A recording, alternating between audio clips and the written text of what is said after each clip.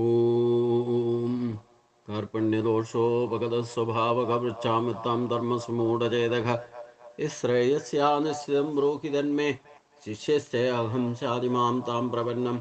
ഓം നമോ ഭഗവതേ വാസുദേവായ. നമോ ഭഗവതേ വാസുദേവായ. ഓം ശ്രീകൃഷ്ണായ പരബ്രഹ്മണേ നമ. എല്ലാ സജ്ജനങ്ങൾക്കും ഗുരുവായൂരപ്പൻ്റെ നാമത്തിൽ സാഷ്ടാംഗ പ്രണാമം. ഇന്ന് ഉത്തരഗീതയിലെ 41 തൊട്ട് 45 വരെയുള്ള ശ്ലോകങ്ങളാണ് നമുക്ക് ചിന്തിക്കേണ്ടത്. അർജുന ഉവാച പഞ്ചാത്മകേ ദേഹേ ഗതേ പഞ്ചസ്സു പഞ്ചത പ്രാണൈർ വിമുക്തയേ ദേഹേ തു ധർമ്മ അധർമ്മൗ ഗച്ഛത. ശ്രീ ഭഗവാനുവാച ധർമ്മ അധർമ്മൗ മനശ്ചൈവ പഞ്ചഭൂതാനി യാനി ച ഇന്ദ്രിയാണി ച പഞ്ചൈവ അന്യാ പഞ്ചദേവത താശ്ചൈവ മനസാ സർവേ നിത്യം മേവ അഭിമാനത ജീവേന സഹ ഗച്ഛന്തി യാവൽ തത്വം ന വിന്ദതി. അർജുന ഉവാച സ്ഥാവരം ജംഗമം ചൈവ യത്കിഞ്ചിൽ സ ചരാചരം ജീവാ ജീവേന സിദ്ധ്യന്തി സ ജീവ കേന സിദ്ധ്യതി. ഭഗവാനുവാച മുഖ നാസികയോർമധ്യേ പ്രാണസഞ്ചരതേ സദാ ആകാശം പിബതേ പ്രാണം സ ജീവ കേന ജീവതി. ഇതാണ് 45 വരെയുള്ള ശ്ലോകങ്ങൾ.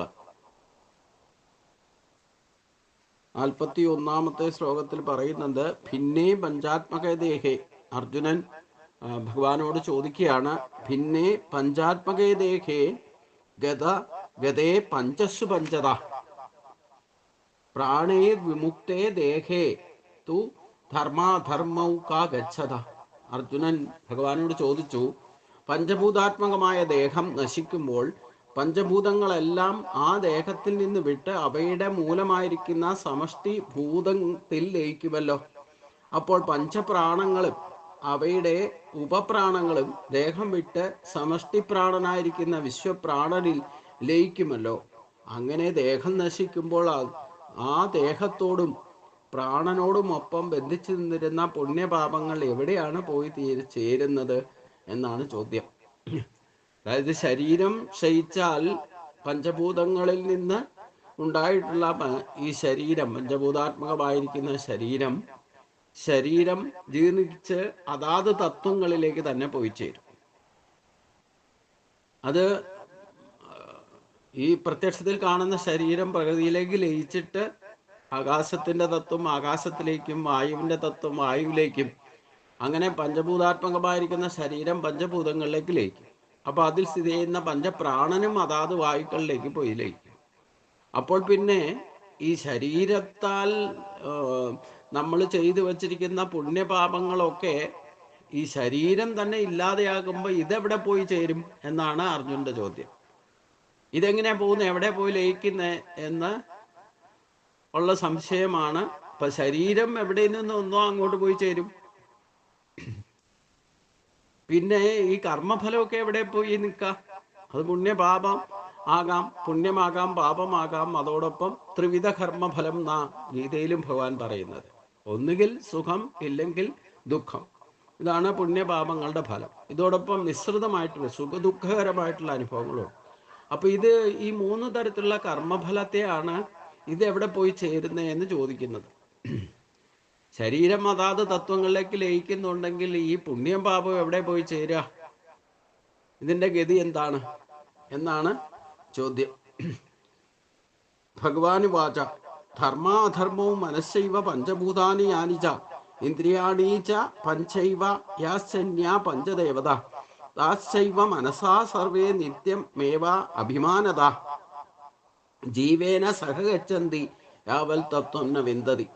ഇതിന് ഉത്തരമായിട്ട് ഭഗവാൻ 2 ശ്ലോകത്തിലൂടെ ഉത്തരം പറയുകയാണ്. ധർമാധർമ്മങ്ങളെല്ലാം മനസ്സിലാണ് സ്ഥിതി ചെയ്യുന്നത്. പഞ്ചഭൂതങ്ങളും പഞ്ചേന്ദ്രിയങ്ങളും അവയുടെ എല്ലാം അധിഷ്ഠാന ദേവതകളും ഇവയെല്ലാം തന്നെയും മനസ്സിലാണ് സ്ഥിതി ചെയ്യുന്നത്.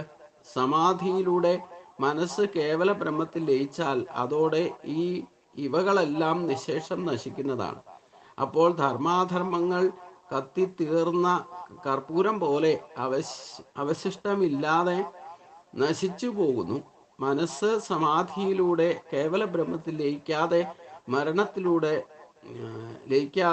മരണത്തിലൂടെ ദേഹം നശിക്കുന്ന അവസ്ഥയാണ് സാധാരണ സംഭവിക്കുന്നത്. അപ്പോൾ പുനർജന്മത്തിലൂടെ ജീവനും ധർമാധർമ്മങ്ങളും മനസ്സുമെല്ലാം ഉൾപ്പെടുന്ന സൂക്ഷ്മ ശരീരവും മറ്റൊരു ദേഹത്തിലേക്ക് പ്രവേശിക്കുകയും ചെയ്യും. ഇതാണ് ഗീതയിലും 15-ാം അധ്യായത്തിൽ പറയുന്നുണ്ട്. നമ്മുടെ ശരീരം വിട്ടുപോകുമ്പോൾ മനസ്സും ഇന്ദ്രിയ ശക്തികളും ചേർന്നാണ് മനസ്സ് തന്നെ നിൽക്കുക. അപ്പം ആ മനസ്സും ഇന്ദ്രിയ ശക്തികളും വാസനാബലത്താൽ മനസ്സ് ബലപ്പെട്ട് നിൽക്കുന്ന അവസരത്തിൽ ആ മനസ്സ് ചലനം അനുസരിച്ചുകൊണ്ടാണ് ജീവൻ പോവുക. അപ്പോൾ അത് സൂക്ഷ്മ ശരീരത്തിലെ പോവുക. പഞ്ചഭൂതങ്ങളിൽ പ്രത്യക്ഷമായിരിക്കുന്ന ശരീരം അതാത് തത്വങ്ങളിലേക്ക് ലയിച്ചാലും ഈ മനസ്സ് എന്ന് പറയുന്ന സൂക്ഷ്മ ശരീരത്തിലാക്കും. ആ ബ്രഹ്മത്തിലേക്ക് ലയിക്കുന്നത് വരെ അത് സൂക്ഷ്മ ശരീരിയായി നിലനിൽക്കും എന്നർത്ഥം. അപ്പോൾ പ്രത്യക്ഷത്തിൽ അശരീരി ആയിട്ട് ശരീരമില്ലാത്തവന്റെ അവസ്ഥ എന്തോ അതായിരിക്കും. അപ്പോൾ ഈ മനസ്സ് ഏത് ശരീരത്തോടെ ഇരിക്കുമ്പം ഏത് വാസനാബലത്താലാണോ നമ്മൾ മരിക്കുന്നത്, അത് മനസ്സ് ആണ് ബലപ്പെട്ട് നിൽക്കുക. അതാണ് ഭഗവാൻ പറഞ്ഞതും 8-ാം അധ്യായത്തിൽ പറഞ്ഞത്, അസ്മാ സർവേഷു കാലേഷു മാ മനുസ്മര എന്ന് പറയുന്നത്. എല്ലാ കാലത്തും ഭഗവാനെ തന്നെ, എല്ലാത്തിലും ഭഗവാനെ കണ്ടുകൊണ്ട് നമുക്ക് അവ്യക്ത സ്വരൂപം മനസ്സ് തന്നെ അവ്യക്തമാണ്. അപ്പം പിന്നെ മനസ്സിൽ ഉറപ്പിക്കാൻ കുറച്ച് വിഷമമായതുകൊണ്ട് നമ്മൾ തൂണിലും തുരുമ്പിലും ഒക്കെ ഈശ്വരനെ കണ്ട് പൂർണ്ണതയിലെത്താം സാധാരണക്കാർക്ക് എന്നുള്ളത് ഭഗവാൻ കഴിഞ്ഞ ഭാഗത്ത് നമ്മൾ കണ്ടതാണ്. അപ്പൊ അങ്ങനെ മനസ്സ് മരിക്കണ സമയത്ത് ബലപ്പെട്ട് നിൽക്കണം. ഈശ്വരനിലേക്കാണെങ്കിൽ ഈശ്വരനിലേക്ക് പോയി ചേരും. അല്ല മറ്റ് പുണ്യപാപങ്ങളുടെ കർമ്മഫലം ബാക്കിയുണ്ടെങ്കിൽ, പരിശുദ്ധി വന്നിട്ടില്ലെങ്കിൽ, ആ ബലത്താലായിരിക്കും സൂക്ഷ്മ ശരീരത്തിൽ ഈ മനസ്സും ജീവനും പോയി ചേരുക. അപ്പൊ ആ സൂക്ഷ്മ ശരീരം വീണ്ടും അതനുസരിച്ചുള്ള ശരീര പ്രാപ്തിയിലേക്ക് പോകും. അപ്പൊ ഇത് അദൃശ്യമായിട്ടാണ്. അതുകൊണ്ട് എങ്ങനെ പോകുന്നു, എവിടെ പോകുന്നു, പോയി ചേരുന്നത് എവിടെയാ എന്നൊന്നും നമുക്ക് പിന്നെ ശരീരം കിട്ടുമ്പോൾ പോലും അത് ഓർമ്മ വരില്ല. എവിടുന്ന വന്നിരുന്നത്, സ്വപ്നത്തിൽ നിന്ന് എഴുന്നേറ്റ് വരുന്ന പോലെ. നമ്മൾ സുഷുപ്തി കിടന്നുറങ്ങിയിട്ട് രാവിലെ എഴുന്നേറ്റ് വരുമ്പോൾ ആ വാസനാബലം കൊണ്ടാണല്ലോ കിടന്നുറങ്ങുക. എഴുന്നേറ്റ് വരുമ്പം നമ്മൾ ഏത് ബലത്താലാണോ, ഏത് ചിന്ത കൊണ്ടാണ് കിടന്നുറങ്ങിപ്പോയത്, അതേ ചിന്തയായിരിക്കും രാവിലെ ഉണർന്നു വരുമ്പോൾ. അതുകൊണ്ടാണ് തലേദിവസം ചെയ്തതിൻ്റെ ബാക്കിയൊക്കെ കൃത്യമായിട്ട് ഓർമ്മ വരികയും അത് ഒക്കെ കൃത്യമായിട്ട് രാവിലെ എഴുന്നേറ്റാൽ ആദ്യം അങ്ങോട്ട് തന്നെ ശരീരത്തെ നമ്മൾ പിടിച്ചു വലിച്ചു കൊണ്ട് പോകുന്ന പോലെ പോകും. അപ്പം ഇതേ സംഗതി തന്നെയാണ് മരണം സംഭവിക്കുന്നത്. അപ്പം തലകാല ബോധമില്ലാതെയാണല്ലോ ശരിക്കും ഉറങ്ങുക എന്ന് പറയുന്നത്. ആ ഉറക്കം എന്ന് പറയുന്നത് ഏറ്റവും വലിയ ശ്രേഷ്ഠമായൊരു വിശ്രമമാണ്. അതേപോലെ ഒരു വിശ്രമമാണ് മരണവും. അപ്പൊ ഈ യഥാർത്ഥ മരണത്തിൽ സംഭവിക്കുന്നത് എന്താണെന്ന് ചോദിച്ചു കഴിഞ്ഞാൽ, ഈ ശരീരം ജീർണിച്ചു കഴിഞ്ഞാൽ, അതായത് ശരീരത്തിൽ ജീവന് നിൽക്കാൻ പറ്റാത്തൊരവസ്ഥ വരുമ്പോഴാണ് ശരീരം അത് ഉപേക്ഷിക്കുന്നത്, ആ ജീവൻ ഉപേക്ഷിക്കുമ്പം ശരീരം വിട്ടുപോകുമ്പോൾ ഈശ്വരൻ എന്ന് പറയുന്നത് ജീവനാണ്. ശരീരത്തിന്റെ നാഥനായിരിക്കുന്ന ജീവൻ ഏത് ശരീരം വിട്ടുപോകുമ്പോഴും മനസ്സും ഇന്ദ്രിയങ്ങളും ചേർന്നാണ് ജീവനെ വലിച്ചു കൊണ്ടുപോകുന്നത്. അത് സാധാരണ ഡെത്ത് സംഭവിച്ചാൽ 1 വർഷം കൊണ്ടായിരിക്കും മുകളിലേക്ക് എത്തുക. സൂക്ഷ്മ ശരീരത്തോടു കൂടി പോകും. ഈ 1 വർഷക്കാലം കൊണ്ട് നമ്മുടെ ഈ പുണ്യപാപങ്ങളുടെയൊക്കെ ഡെബിറ്റ് ക്രെഡിറ്റ് ഒക്കെ എടുത്ത് 3 തരത്തിലുള്ള ഫലവും അനുഭവിക്കാൻ തക്കവണ്ണമുള്ള ശരീരത്തിന്റെ പ്രാപ്തി യോഗ്യത ഈ 1 വർഷം കൊണ്ട് തന്നെ ഈ ആത്മാവിന് ലഭിച്ചിരിക്കും. അത് ഊർധ്വമൂലത്തിൽ ചെന്ന് തട്ടിയിട്ട് തിരിച്ച് അവിടുന്ന് തൊട്ട് ശരീരപ്രാപ്തി. ആദ്യം ജലത്തിൽ പ്രവേശിക്കും, ആ ജലം ഭൂമിയിൽ വന്ന് പ്രവേശിക്കും, അവിടെ നിന്ന് വിളയുന്ന അന്നത്തിൽ പ്രവേശിക്കും. അന്നം എന്നുദ്ദേശിക്കുന്ന സസ്യലതാദികളിൽ നിന്ന് ഉണ്ടാകുന്ന ഫലങ്ങളെയാണ്, അല്ലെങ്കിൽ ഭക്ഷണ പദാർത്ഥത്തെയാണ് അന്നം എന്ന് പറയുന്നത്. അവിടെ അന്നമയമായ ശരീരം ജലത്തിൽ പ്രവേശിക്കുമ്പോൾ തന്നെ പഞ്ചഭൂതങ്ങളിൽ ജലം കെട്ടിക്കഴിഞ്ഞു. പിന്നെ ജലത്തിന്റെ രസം അത് താഴെ വന്ന് ഭക്ഷണ പദാർത്ഥത്തിൽ ചേരുമ്പം 2ാമത്തെ ഘടകവും കിട്ടും. കാരണം എന്താ, ഈ ഭൂമിയിൽ നിന്ന് 5 ഘടകവും ഒന്നിച്ചു ചേരും. കാരണം 5 പഞ്ചഭൂതങ്ങളുടെ എല്ലാ തത്വങ്ങളും അതിൻ്റെ ഗുണങ്ങളും ഭൂമിയിലുണ്ടെന്നർത്ഥം. അതുകൊണ്ട് ആ ജലം തന്നെ ലഭിക്കുമ്പോൾ തന്നെ പഞ്ചഭൂതങ്ങളിൽ ഒരു ഭൂതം ജലത്തിന്റെ രസവും ഈ ജീവനുമായിട്ട് ബന്ധപ്പെട്ട് കിട്ടിക്കഴിയും. അതിൻ്റെ പ്രേരണ കൊണ്ടാണ് ആ ജലം ഭൂമിയിൽ വന്ന് ആകർഷിക്കപ്പെട്ട് എവിടെയാണോ ജനിക്കേണ്ടത് അവിടെ വന്ന് വീഴും. അവിടെ വിളയുന്ന ആ അന്നത്തിലൂടെ ശരീരപ്രാപ്തി ലഭിക്കുമ്പോൾ ബാക്കി 4 ഭൂതങ്ങളും ഈ ശരീരത്തിലേക്ക് ലയിക്കും. അപ്പൊ പഞ്ചഭൂതാത്മകമായ ശരീരത്തിന് ഉടമയായിട്ട് തീരും. പിന്നെ ജനിച്ചു വന്നാലോ, പാപമാണോ പുണ്യമാണോ അഥവാ മിശ്രിതമാണോ, ഏതിനാണോ ഭാരം കൂടുതൽ അതായിരിക്കും ജീവിതത്തിൽ ആദ്യം അനുഭവിക്കുക. എന്തിനാണോ ഭാരം കൂടുതൽ, ഇല്ലെങ്കിൽ നമുക്ക് ഓപ്ഷൻ ഉണ്ട്. ഇപ്പൊ നൃഗരാജൻ ജീവിതകാലം മുഴുവൻ പുണ്യകർമ്മങ്ങളൊക്കെ ചെയ്തു, പശുക്കളെയും ഭൂമിയൊക്കെ ബ്രാഹ്മണർക്ക് ദാനം ചെയ്ത് ക്രെഡിറ്റ് കൂടുതൽ പുണ്യത്തിനായിരുന്നു. എന്നിട്ടും യമന്റെ അടുത്ത് ചെന്നപ്പോൾ ഇദ്ദേഹം പുണ്യം ഇത്രയും ചെയ്തുകൊണ്ട് ഒരു തെറ്റങ്ങക്ക് സംഭവിച്ചിട്ടുണ്ട്. അതുകൊണ്ട് ആ പാപഫലമാണോ ആദ്യം അനുഭവിക്കേണ്ടത്, അത് പുണ്യമാണോ ആദ്യം അനുഭവിക്കേണ്ടതെന്ന് ചോദിച്ചു. അപ്പം നൃഗരാജന്റെ അത്രയും അറിവുണ്ടായിരുന്നുകൊണ്ട് അദ്ദേഹം പറഞ്ഞു, എനിക്ക് ആദ്യം പാപത്തിന്റെ ഫലം അനുഭവിച്ചാൽ മതി എന്ന് പറഞ്ഞു. അങ്ങനെ ഓപ്ഷനും ഉണ്ട്. സാധാരണഗതിയിൽ നമുക്ക് ഈ ഓപ്ഷനൊന്നും അറിയില്ല, ഒന്നാമത്തെ കാര്യം. അപ്പം അതുകൊണ്ട് എന്ത് വേണ്ടു, ഏതിനാണോ ഭാരം കൂടുതൽ അതായിരിക്കും ആദ്യം അനുഭവിക്കുക. ഇത് പ്രകൃതിയാ തന്നെ എല്ലാവർക്കും കിട്ടുന്നതാണ്. അപ്പോൾ സുഖം അല്ലെ പുണ്യത്തിന്റെ ഫലമാണ് അനുഭവിക്കാൻ ക്രെഡിറ്റ് കൂടുതലെന്നുണ്ടെങ്കിൽ ജനിക്കുമ്പോൾ തൊട്ട് സപ്രപഞ്ചത്തിൽ സുഖസമൃദ്ധിയിലായിരിക്കും ജീവിക്കുക ബാല്യകാലവും.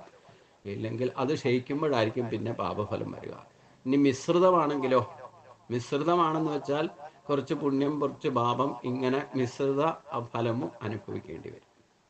പാപമാണ് ഭാരം കൂടുതലെങ്കിൽ ആദ്യം ക്ലേശത്തിലായിരിക്കും, പിന്നെ അത് ക്ഷയിക്കുമ്പോഴായിരിക്കും പുണ്യഫലം കിട്ടുക. നൃഗരാജൻ എനിക്ക് പാപഫലം ആദ്യം മതി, അനുഭവിക്കാൻ ഞാൻ തയ്യാറാണെന്ന് പറഞ്ഞതുകൊണ്ട് ആണ് ശ്രീകൃഷ്ണന്റെ ദ്വാരക വാസിയായിരിക്കുമ്പോൾ തന്നെ അവിടെ ഓന്തായിട്ട് ജനിച്ചത്. അപ്പൊ പാപത്തിന്റെ ഫലമാണ് ആദ്യം ഓന്തായിട്ട് ജനിക്കുന്നതും ആ ശ്രീകൃഷ്ണന്റെ കാരുണ്യം കൊണ്ട് ആ സത്സംഗത്തിലൂടെ തന്നെ ആ പാപം തീർന്ന് മനുഷ്യജന്മത്തിൽ നിന്ന് പോലും ഗന്ധർവനായിട്ട് മാറാനുള്ള യോഗ്യതയിലേക്ക് മാറി. അത് പുണ്യകർമ്മത്തിന്റെ ഫലമാണെന്നർത്ഥം. അപ്പം ഈ പുണ്യപാപങ്ങളൊക്കെ ആർക്കും എടുത്തുപയോഗിക്കാൻ സാധ്യമല്ല. നമ്മുടെ അദൃശ്യമായ മനസ്സും ഇന്ദ്രിയങ്ങളും ആ ശക്തികളും ആണ് ജീവനെ പോലും അതിന് അനുഭവിക്കാൻ തക്കമുള്ള ശരീരത്തിലേക്ക് എത്തിക്കാനുള്ള ഒരു പ്രോസസ്സ് ഓട്ടോമാറ്റിക്കായിട്ട് നടക്കുന്നർത്ഥം. അതാണ് ഇവിടെ ഭഗവാൻ പറയുന്നത്, ധർമാധർമ്മങ്ങളെല്ലാം മനസ്സിലാണ് സ്ഥിതി ചെയ്യുക. അപ്പം നമ്മൾ എന്ത് കർമ്മം നല്ലതും ചീത്തയായിട്ട് ചെയ്താൽ നമുക്ക് അനുഭവം വരുന്നതും മനസ്സിലൂടെ, അനുഭവയോഗ്യമാകുന്നതും മനസ്സിലൂടെ. അതുകൊണ്ട് യഥാർത്ഥത്തിൽ നമ്മൾ ഭക്തിയിൽ തന്നെ ഈ ധർമാധർമ്മങ്ങളെ വിവേചിച്ചറിയാന്ന് പറയുന്നത് കുറച്ച് കഷ്ടമാണ്. എന്നാലും നമുക്കൊന്ന് ചിന്തിച്ചാൽ നാസ്തികരും ആസ്തികരും തമ്മിലുള്ള വ്യത്യാസം മനസ്സിലാക്കുക. രണ്ടു കൂട്ടരും ശരിക്കും പറഞ്ഞാൽ വിശ്വാസിയാണ്. ഒന്ന് നാസ്തികൻ എന്ന് പറഞ്ഞാൽ ഈശ്വരൻ ഇല്ല എന്ന് വിശ്വസിക്കുന്നവര്. മറ്റ് കൂട്ടര് ആസ്തികരെന്ന് പറയുന്നത് ഈശ്വരൻ ഉണ്ടെന്ന് വിശ്വസിക്കുക. രണ്ടും വിശ്വാസം ആണ്. പക്ഷെ ഈ രണ്ട് നാസ്തികർക്കും ആസ്തികർക്കും ഒരിക്കലും ഈശ്വര വിശ്വാസമുള്ളവർക്ക് ഈശ്വരൻ ഉണ്ടെന്ന് തെളിയിച്ചു കൊടുക്കാൻ സാധ്യമല്ല, ഒരു കാരണവശാലും സാധ്യമല്ല. എന്നാൽ നിരീശ്വരവാദിക്കോ ഈശ്വരൻ ഇല്ലാന്ന് അവർ വാദിച്ചാലും നിരീശ്വരൻ ഇല്ലാന്ന് തെളിയിക്കാൻ അവരെ കൊണ്ട് സാധ്യമല്ല. ഈ വിശ്വസിക്കരുതെന്ന് പറഞ്ഞ അതുകൊണ്ട് വിശ്വാസമല്ല വേണ്ടതെന്ന് ഞാൻ പറയാൻ കാരണം അതാ. കാരണം ഇന്ന് വരെ ലോക ചരിത്രത്തില് ഒരു മഹാത്മാക്കളായിക്കോട്ടെ വിശ്വാസികൾക്ക് ഒരിക്കലും ഈശ്വരൻ ഉണ്ടെന്ന് തെളിയിക്കാനും സാധിച്ചിട്ടില്ല. നിരീശ്വരവാദികൾക്ക് ഈശ്വരൻ ഇല്ലാന്ന് തെളിയിക്കാൻ സാധിച്ചിട്ടില്ല. അപ്പൊ വിശ്വാസം ഒരു പ്രമാണമല്ല. വിശ്വാസം മനസ്സിന്റെ ഒരു ചഞ്ചലാവസ്ഥയാന്ന് വേണേ പറയാം. പിന്നെ എങ്ങനെ തെളിയിക്കാൻ സാധിക്കുക? അനുഭവിച്ചറിയാനേ സാധിക്കും ഈശ്വരനെ. നമ്മുടെ ചിന്തയിലും വാക്കിലും അതിന്റെ പ്രഭാവം വരുമ്പോഴാണ് ശരിക്കും നമ്മൾ ഈശ്വരനെ അറിയുക. 50% നമ്മൾ മനസ്സിലൂടെ തന്നെ അനുഭവിക്കുന്നൊക്കെ ഉണ്ട്. പക്ഷെ അതൊക്കെ പിന്നെ വിശ്വാസമായിട്ട് മാറുക. പക്ഷെ നമ്മൾ തന്നെ ഈ ശാസ്ത്രമൊക്കെ പഠിച്ചിട്ട് അത് പ്രയോഗത്തിലെത്തിച്ച് പ്രാക്ടിക്കൽ ചെയ്ത് അതിൽ നിന്ന് ഈശ്വരന്റെ പ്രഭാവത്തെ അനുഭവിച്ചറിയുമ്പോഴാണ് അത് പ്രമാണമാകുക. ഈ പ്രമാണം മറ്റൊരാളെ ബോധിപ്പിച്ച് എനിക്കിപ്പോൾ ബോധ്യം വന്ന കാര്യം നിങ്ങൾക്ക് എൻ്റെ അനുഭവത്തിലൂടെ പറഞ്ഞു തരാനേ സാധിക്കൂ. നിങ്ങൾക്കത് വിശ്വാസമാകുമോ വിശ്വാസമാകില്ലയോ എന്നുള്ളത് നിങ്ങളുടെ ഓപ്ഷനാണ്. അപ്പൊ ഈ ധർമാധർമ്മങ്ങളുടെ വിവേചനം ശരിക്കും അറിയണമെങ്കിൽ പോലും എന്താണ് ധർമ്മം എന്താണ് അധർമ്മം എന്ന് ശരിക്കും വിശ്വാസമല്ല വേണ്ടത്, നമ്മളത് അനുഭവിച്ചറിയണം. ഗുണദോഷങ്ങളും അതെ, നമ്മൾ ഓരോ പ്രവൃത്തിയും ചെയ്തത് ഇന്നത് ഗുണമാണ് ഇന്നത് ദോഷമാണെന്ന് വിശ്വസിച്ചുകൊണ്ട് കാര്യമില്ല. വിവേചന ശക്തി കൊണ്ട് ഇന്നത് പൂർവീരെ ഒരുപാട് കാര്യങ്ങളൊക്കെ പറഞ്ഞു തന്നിട്ടുണ്ട്. പക്ഷേ അത് നമ്മൾ ഈ അനുകരണത്തിലേക്ക് പോയാൽ ഒരിക്കലും അതിൽ നിന്നുള്ള വിശ്വാസം ഉണ്ടാവുള്ളൂ. വിശ്വാസം ഒരിക്കലും പ്രമാണാക്കാൻ പറ്റില്ല. അനുഭവിച്ചറിയണം. അനുഭവിച്ചറിയണമെങ്കിൽ യാഥാർത്ഥ്യത്തിലേക്ക് ഇറങ്ങണം എന്നർത്ഥം. അതുകൊണ്ടാണ് ഈശ്വരനെ ഒരിക്കലും വിശ്വസിക്കരുതെന്ന് ഞാൻ പറഞ്ഞതിൻ്റെ കാര്യം. കാരണം അനുഭവിച്ചറിയാം. നിങ്ങൾക്ക് ഗുരുവായൂരപ്പനെ കാണണോ, നിങ്ങൾ ഗുരുവായൂരപ്പനായിട്ട് മാറണം. അല്ലാതെ ഒരിക്കലും മനസ്സിലാവില്ല. കാരണം എപ്പോഴും ദ്വന്ദ്ഭാവത്തിൽ കാണും. ഇന്നലെ ഞാൻ പറഞ്ഞല്ലോ ഒരു കാര്യം, നാരദനും ശ്രീകൃഷ്ണനും കൂടെ ഒരു ഭജന നടന്നുകൊണ്ടിരുന്ന സ്ഥലത്ത് ചെന്നപ്പോൾ ഉണ്ടായ അനുഭവം അന്ധവിശ്വാസം. അതായത് പ്രത്യക്ഷത്തിൽ ഫലത്തെ ഉദ്ദേശിച്ചുകൊണ്ട് ഓരോരുത്തരും ഈശ്വരനെ ഭജിക്കുക. അത് കിട്ടിയാൽ സന്തോഷം, കിട്ടിയില്ലെങ്കിൽ ദുഃഖം, ഇനി കിട്ടിയിട്ട് നഷ്ടപ്പെട്ടാലും ദുഃഖം. അപ്പൊ ഈ വിശ്വാസം എങ്ങനെ പ്രമാണമായിട്ട് എടുക്കുക? നമ്മൾ ചോദിക്കുന്നതൊക്കെ കിട്ടിയാലും അത് നഷ്ടപ്പെടുമ്പോൾ ദുഃഖം വരുന്നുണ്ടെങ്കിൽ അത് ശാശ്വതമല്ലല്ലോ. ശാശ്വതമില്ലാത്ത ഫലത്തെ നൽകുന്ന വിശ്വാസവും യാഥാർത്ഥ്യമല്ല എന്നർത്ഥം.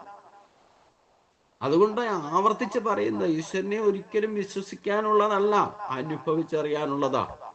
അനുഭവിച്ചറിയുമ്പോഴേ അതില് നമ്മൾ ശരീരം ത്യജിക്കുമ്പോഴും അതില് പ്രബലമായ ഈശ്വര ബോധം നമുക്കുണ്ടാവുള്ളൂ. അപ്പൊ അതനുസരിച്ചായിരിക്കും അനന്തരഗതി സംഭവിക്കുക. നമ്മളിനി മരിച്ചിട്ട് ഈശ്വരനിൽ ചേരുവോ ഇല്ലെങ്കിൽ എന്തായിരിക്കും ജന്മം എന്നുള്ളത് എന്താ പറഞ്ഞ എക്സൈറ്റ്മെന്റില് ഇല്ലെങ്കിൽ അത്ഭുതകരമായിട്ടോ ആശ്ചര്യപരമായിട്ടോ ഇനി എന്താകുന്നോർത്ത് വ്യാകുലപ്പെടുകയൊന്നും വേണ്ട. നമ്മൾ ഈ ജന്മത്തിൽ നല്ല കാര്യങ്ങൾ ചെയ്താൽ അത് പ്രമാണമായാൽ നമ്മുടെ അനന്തരഗതി ശ്രേഷ്ഠമായിരിക്കുമെന്ന് ഭഗവാൻ പറഞ്ഞിട്ടുണ്ടല്ലോ. നന്മ ചെയ്യുന്ന ഒരാൾക്കും ദോഷം സംഭവിക്കില്ല, അവൻ നശിക്കില്ല. ഇനി പുണ്യപാപങ്ങൾ എന്തുണ്ടായാലും അത് അനുഭവിച്ചു കഴിയുമ്പോൾ അവൻ യഥാർത്ഥത്തിൽ എൻ്റെ മാർഗത്തിൽ വന്നോളൂന്ന് ഭഗവാൻ പറഞ്ഞില്ലേ. ഈ പുണ്യം വന്നാലും ചിലപ്പോൾ നമ്മൾ പ്രശ്നമാവും സ്ഥാനത്തുനിന്ന്. പുണ്യത്തിന്റെ ഫലം അനുഭവിക്കാൻ വേണ്ടിയിട്ട് അനുഭവിക്കുമ്പോൾ ചിലപ്പം ഈ വന്ന വഴിയൊക്കെ മറക്കും. അതാ വിശ്വാസം പ്രമാണമാക്കിട്ടെടുക്കാൻ പറ്റില്ല എന്ന് പറഞ്ഞതിൻ്റെ കാര്യം. കാരണം നമുക്ക് വിശ്വാസം ഉറപ്പിക്കുന്നത് തന്നെ തുടക്കത്തിലൊക്കെ നമ്മൾ ദുഃഖിക്കുന്നവർക്ക് ദുഃഖം മാറിക്കിട്ടുമ്പം അതിൽ കുറച്ച് ഉറപ്പ് വരും. ഈ ദുഃഖം മാറിയാൽ എന്താ കുഴപ്പമെന്ന് ചോദിച്ചു കഴിഞ്ഞാൽ പിന്നെ സുഖം അന്വേഷിക്കും. സുഖം അന്വേഷിക്കുമ്പം എനിക്ക് ഇഷ്ടമുള്ളതൊക്കെ കിട്ടണം എന്നായിരിക്കും വരം ചോദിക്കുക ഭഗവാനോട്. അപ്പോൾ ആ വിശ്വാസത്തെ ദൃഢമാക്കാൻ വേണ്ടിയിട്ട് നമ്മൾ ആദ്യം ചോദിക്കുന്നതൊക്കെ തരും. കാരണം ഇല്ലെങ്കിൽ അവിശ്വാസ പ്രമാണമാകണം എന്നുണ്ടെങ്കിൽ നമ്മൾ ഇഷ്ടഭോഗങ്ങൾ കിട്ടണം. അതുകൊണ്ടാണ് ഫലേച്ഛയോട് കൂടിയാണെങ്കിലും ഈശ്വരനെ, തുടക്കക്കാർക്ക് ആവശ്യം ഫലേച്ഛയോട് കൂടിയാണെങ്കിലും ഈശ്വരനെ ഭരിക്കാം. അങ്ങനെ ആ വിശ്വാസത്തെ ദൃഢത ഉണ്ടാവുക. പക്ഷെ ഈ കിട്ടുന്നതൊക്കെ നഷ്ടപ്പെടുകയും അതിൽ നിന്ന് ദുഃഖം അനുഭവിക്കുകയും ചെയ്യുമ്പം നമുക്ക് തന്നെ തോന്നും ഇത് ശാശ്വതമല്ലല്ലോ. നമ്മൾ ഭഗവാനോട് ചോദിച്ചു വന്ന അനുഗ്രഹം പോലും എനിക്ക് ഇത് വേണ്ടായിരുന്നു എന്ന് തോന്നുന്നുണ്ടെങ്കിൽ അത് ശാശ്വതമല്ല എന്ന് സ്വയം ബോധ്യം വരുമ്പോഴാ യഥാർത്ഥത്തിൽ ഇത് അനുഭവം ഉണ്ടാകണം. അല്ലാതെ ഒരിക്കലും ഞാൻ പറഞ്ഞത് കൊണ്ടോ ശാസ്ത്ര പ്രമാണങ്ങളൊക്കെ പുസ്തകത്തിൽ എഴുതി വെച്ചിട്ടുണ്ട്, ഒരുപാട് കഥകളും അതുകൊണ്ടാണ് നമുക്ക് പറഞ്ഞു തരുന്നത്. അത് താത്വികമായിട്ട് മനസ്സിലാക്കണമെന്ന് ഭഗവാൻ തന്നെ പറയുന്നത് അതുകൊണ്ടാണ്. താത്വികമായിട്ട് മനസ്സിലാക്കാന്ന് പറഞ്ഞാൽ ഗുണവും ദോഷവും അനുഭവിച്ച് തിരിച്ചറിയണം. നേരത്തെ എഴുന്നേറ്റാലുള്ള ഗുണം എന്താണെന്നും താമസിച്ച് എഴുന്നേറ്റാൽ ഉണ്ടാകുന്ന ദോഷങ്ങൾ എന്തൊക്കെയാണെന്നും അനുഭവിച്ചറിയുമ്പം ആ ഗുണത്തെ ആശ്രയിച്ച് ജീവിക്കണമെന്ന് നിശ്ചയിച്ചാൽ ഒരു അലാറവും ഇല്ലാതെ നേരത്തെ എണീക്കുന്ന സ്വഭാവം നമുക്ക് ഉണ്ടാകും. അതാണ് പ്രമാണം. പിന്നെ ആര് ദേവേന്ദ്രൻ പറഞ്ഞാലും നമ്മൾ കിടന്നുറങ്ങാൻ പറഞ്ഞാലും ഉറങ്ങില്ല. ഉറങ്ങാനുള്ള എല്ലാ സൗകര്യം ചെയ്തു തന്നാലും ഉറങ്ങില്ല. എന്നാൽ ഉറക്കം വരുമ്പോൾ കിടന്നുറങ്ങുകയും വേണം. ഭഗവാൻ പറഞ്ഞിട്ടുണ്ട് അവർക്ക് ഉളച്ചടിക്കരുത്. ഇന്നലെ തന്നെ ഞാൻ പറയാം എൻ്റെ അനുഭവം. ഞാൻ ആദ്യത്തെ ട്രിപ്പ് ഇന്നലത്തെ ക്ലിപ്പ് നിങ്ങൾ നോക്കിയാൽ അറിയാം. ഒരു 10 മിനിറ്റ് സംസാരിച്ചപ്പോൾ തൊട്ട് എനിക്കെന്തോ ആ വിഷയം അങ്ങോട്ട് ദഹിക്കുന്നില്ലാത്തൊരവസ്ഥ വന്നു. അതുകൊണ്ട് നമുക്ക് ഈ ഉറങ്ങണം എന്ന് ആഗ്രഹം ഉണ്ടെങ്കിലേ നമുക്ക് മനസ്സിലാകാത്ത വിഷയം എന്തെങ്കിലും വായിച്ചാൽ മതി, പെട്ടെന്ന് ഉറക്കം വരും. എന്ന് പറഞ്ഞ പോലെ എനിക്ക് ശരിക്കും പറഞ്ഞാൽ ആദ്യത്തെ ക്ലിപ്പ് എടുക്കുമ്പം ഉറക്കം വരാൻ തുടങ്ങി. ഞാൻ നിർത്തിയിട്ട് പോയി കിടന്നു കുറച്ചു നേരം ഒന്ന് സുഖമായിട്ട് ഒരു മയക്കം, ബോധമില്ലാതെ കിടന്ന് ഉറങ്ങുമൊന്നുമല്ല ചെയ്തത്. പക്ഷെ ആ ഉറക്കം കഴിഞ്ഞിട്ട് എഴുന്നേറ്റ് വന്നപ്പോഴാണ് രണ്ടാമത്തെ ക്ലിപ്പ് ഞാൻ എടുത്തോളൂ, ഒന്ന് ഫ്രഷായിട്ട് വന്നിട്ട്. അപ്പം ചിലർ പറയാറുണ്ടല്ലോ സഹസ്രനാമം ജപിക്കുമ്പോൾ ഉറക്കം വരുമെന്ന്. ഞാൻ ആദ്യം അവരോട് പറയുന്നത് അത് ആദ്യം കിടന്ന് ഉറങ്ങിക്കോളൂ, എന്നിട്ട് ഉറക്കം കഴിഞ്ഞിട്ട് ജപിച്ചാൽ മതി എന്ന് പറയും. അപ്പം നമുക്ക് ഏറ്റവും വലിയ റെസ്റ്റ് എന്ന് പറയുന്നത് ഇന്ദ്രിയങ്ങൾക്കും ശരീരത്തിനും മനസ്സിനും ഒക്കെ ശരിക്കും വിശ്രമം കിട്ടുന്നത് സുഷുപ്തിയിൽ ഉറങ്ങുമ്പോഴാണ്. അതൊരു നിമിഷത്തേക്ക് ഉറങ്ങിയാലും മതി. ഇന്ന് എനിക്ക് ഉറക്കം വരുന്നില്ല, പക്ഷെ ഇന്നലെ എന്തുകൊണ്ടോ ആ വിഷയത്തിന്റെ പ്രത്യേകത കൊണ്ടോ എന്തോ ഇല്ലെങ്കിൽ അത് എത്ര കേട്ടാലും നമുക്ക് മനസ്സിലാകാത്ത വിഷയം പഠിക്കാൻ ശ്രമിച്ചാൽ അവിടെ ഉറക്കം വരുന്ന ഭഗവാൻ അവിടെ കാണിച്ചു തരിക. ഇങ്ങനെ പ്രത്യക്ഷത്തിൽ അനുഭവം ഉണ്ടാകണം. എന്നാൽ രണ്ടാമത്തെ ക്ലിപ്പ് നിങ്ങൾ കേട്ടു നോക്കോളൂ. അത് ആദ്യത്തെ ക്ലിപ്പ് എനിക്ക് 12 മിനിറ്റ് എടുക്കാൻ സാധിച്ചുള്ളൂ. അത് തന്നെ വലിച്ചു നീട്ടി എത്തിച്ചത്. അവസാനം ഞാൻ ഓഫ് ചെയ്തിട്ട് കിടന്നു. ഒന്ന് മയങ്ങിട്ട് എഴുന്നേറ്റ് വന്നപ്പോഴാ പിന്നെ അത് ബാക്കി കംപ്ലീറ്റ് ആക്കാൻ സാധിച്ചത്. അപ്പൊ ഇതുപോലെയാണ് നമുക്ക് അനുഭവം ഉണ്ടാകണം. ഗുണവും ദോഷവും തിരിച്ചറിയണം. ഇനി ദോഷമാണെന്ന് കണ്ടു കഴിഞ്ഞാൽ അപ്പൊ ഇത് ദോഷത്തിലേക്കല്ലെങ്കിൽ വേണ്ടത് നമുക്ക് പറയാൻ സാധിക്കുന്നില്ല. അതാ കർമ്മത്തിന്റെ ദോഷമാണ്. വാസനാബലോ അല്ലെ എന്തെങ്കിലും വികലത മനസ്സിനെ ബാധിച്ചിട്ടുണ്ടാവോ, ഒരു നെഗറ്റീവ് എനർജി വന്നാൽ മതി, നമുക്കത് പൂർത്തീകരിക്കാൻ വേണ്ട വിധത്തിൽ സാധിക്കില്ല. അപ്പൊ അവിടെ കടിഞ്ഞാണ്ടിടണം ബലം പിടിച്ച് നമ്മളത് പറഞ്ഞാൽ എന്തായാലും സക്സസ് ആവില്ല എന്നറിയാം. അപ്പൊ ഉറക്കം വരുന്ന പോലെ നമുക്ക് അനുഭവം ഉണ്ടായാൽ ഇപ്പൊ അവിടെ നിർത്തി. ഇതേപോലെ നമ്മളിപ്പം ഏത് കാര്യം ചെയ്യുമ്പോഴും അതെ, നമ്മൾ ഗുണദോഷങ്ങളെ തിരിച്ചറിയാന്ന് പറഞ്ഞാൽ അത് അനുഭവിച്ച് തന്നെ തിരിച്ചറിയണം. എന്നിട്ട് ഗുണത്തെ ആശ്രയിക്കണം. ആ ഗുണത്തെ ആശ്രയിക്കാൻ വേണ്ടിയിട്ട് ഒന്ന് ഫ്രഷ് ആവണം ചിലപ്പോൾ. കാരണം എന്താ, ഗുണവും ദോഷവും തിരിച്ചറിഞ്ഞാൽ വിവേചന ശക്തി കൊണ്ട് വേണം ദൃഢനിശ്ചയം ചെയ്യാനും. ആ ദൃഢനിശ്ചയം ചെയ്തത് നടപ്പാക്കാൻ വേണ്ടിയിട്ട് ത്യാഗമനസ്ഥിതി ഉണ്ടാകണം. ബാക്കിയുള്ളതൊക്കെ ത്യജിക്കണം. ഇനി ഗുണദോഷങ്ങളെ തിരിച്ചറിയാൻ സാധിക്കുന്നില്ലെങ്കിൽ ഏത് ദോഷമാണെങ്കിലും വേണ്ടില്ല, അത് അനുഭവിച്ചിട്ട് അതിൽ നിന്ന് റീഫ്രഷ് ചെയ്യണം. ഉറക്കം എന്ന് പറയുന്നത് ഇപ്പൊ ഒരു കർമ്മം ചെയ്തുകൊണ്ടിരിക്കുമ്പോൾ നമുക്ക് ഉറക്കം വരുന്നുണ്ടെങ്കിൽ ആ കർമ്മം പൂർത്തീകരിക്കില്ല, അതതിന്റെ ദോഷമാണ്, ആ അവസ്ഥയ്ക്കുണ്ടാകുന്ന ദോഷമാണ്. അപ്പൊ അവിടെ സ്റ്റോപ്പ് ചെയ്തിട്ട് ദൃഢനിശ്ചയം ചെയ്യുക, എന്നാൽ കുറച്ച് നേരം കിടന്നുറങ്ങുക, എന്നിട്ടൊന്ന് റീഫ്രഷ് ചെയ്ത് വന്നു കഴിയുമ്പോൾ പിന്നെ ആ കർമ്മം പൂർത്തീകരിക്കാൻ സാധിക്കും. ഇവിടെ ഓരോ കർമ്മത്തിലും ഗുണവും ദോഷവും തിരിച്ചറിയണം എന്നർത്ഥം. അതാണ് നമ്മൾ ജീവിച്ചിരിക്കുമ്പം ഇവിടെ ധർമാധർമ്മങ്ങളെല്ലാം വിവേചനം ചെയ്ത് നമ്മുടെ മനസ്സിലാണ് സ്ഥിതി ചെയ്യുക. അവിടെ ഗുണവും ദോഷവും തിരിച്ചറിഞ്ഞുകൊണ്ട് ഏത് സ്ഥിതിയാണോ നമ്മൾ ദൃഢനിശ്ചയം ചെയ്യുക, അതിലാണ് മനസ്സ് ബലപ്പെടുക. മരിക്കണ സമയത്ത് ഏത് വാസനാബലമാണോ ബലപ്പെടുന്നത് അതനുസരിച്ചായിരിക്കും അടുത്ത ഗതിന്ന് ഉറപ്പിച്ചു കൊള്ളണം. അതുകൊണ്ട് എന്ത് വേണം, ഗുണദോഷങ്ങളെ തിരിച്ചറിഞ്ഞുകൊണ്ട് ധർമാധർമ്മങ്ങളെ വിവേചനം ചെയ്തുകൊണ്ട് അത് അനുഭവിച്ച് അതിൽ വാസനാബലം മനസ്സിൽ ഉണ്ടാക്കണം. അതാണ് മനസ്സ് സ്ഥിതി ചെയ്യുക. മരിക്കുമ്പോഴും അതായിരിക്കും വാസനാബലം. അത് പഞ്ചഭൂതങ്ങൾ അതനുസരിച്ച് മനസ്സിന്റെ സ്ഥിതി അനുസരിച്ചുകൊണ്ടായിരിക്കും. പിന്നെ പഞ്ചഭൂതങ്ങളും പഞ്ചേന്ദ്രിയങ്ങളും അവയെല്ലാം അധിഷ്ഠാന ദേവതകളും ഇവയെല്ലാം തന്നെ മനസ്സിലാണ് സ്ഥിതി ചെയ്യുക. എല്ലാത്തിനും കാരകനായിട്ട് നിൽക്കുന്നത് മനസ്സാണ്. അതുകൊണ്ട് സമാധിയിലൂടെ മനസ്സിനെ കേവല ബ്രഹ്മത്തിൽ ലയിപ്പിച്ചാൽ അതോടെ ഇവകളെല്ലാം നിശേഷം നശിക്കും. ഈ പറയുന്ന മനസ്സിന്റെ മാലിന്യങ്ങളാണ് ഈ പറയുന്ന വാസനാബലങ്ങൾ. ഗുണദോഷങ്ങളെ തിരിച്ചറിഞ്ഞാലും ഗുണത്തിൽ ഡിപ്പെൻഡ് ചെയ്ത് നിന്നാലും അത് വാസനാബലാണ്. അപ്പൊ അതിൽ ഇപ്പൊ നമ്മൾ ആധ്യാത്മിക മാർഗത്തിൽ ഭക്തിയിൽ ബലം വന്നിട്ട് ആ ഭക്തിയുടെ ശ്രേഷ്ഠത കൊണ്ടാണ് മരിക്കുന്നതെങ്കിൽ ആ മനസ്സ് അതനുസരിച്ചായിരിക്കും അടുത്ത ജന്മത്തിലേക്ക് പോവുക. അതുകൊണ്ടാണ് ഭഗവാൻ പറയുന്നത് ആ സമാധിസ്ഥനാകാൻ, അതായത് ആ മനസ്സിന്റെ സ്ഥിതി ബ്രഹ്മത്തിലാക്കുക.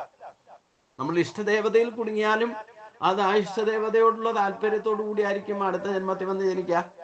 അപ്പൊ മറ്റേത് ദേവതകളാ സങ്കല്പങ്ങൾ ഇവിടെ പറഞ്ഞതാ. യോ യോ യാം യാം തനു ഭക്തക ശ്രദ്ധയാർച്ചിതും ഇച്ഛതി. ശ്രദ്ധയോടുകൂടി നമ്മൾ ഏത് ഇഷ്ടദേവതയെ ഭജിച്ചാലും അതിൽ നിന്നുള്ള ഇഷ്ടഭോഗങ്ങൾ കിട്ടുന്നതനുസരിച്ച് കൊണ്ടായിരിക്കും നമ്മുടെ ഭക്തി അവിടെ ദൃഢത വരിക. മനോബലം അതിലായിരിക്കും.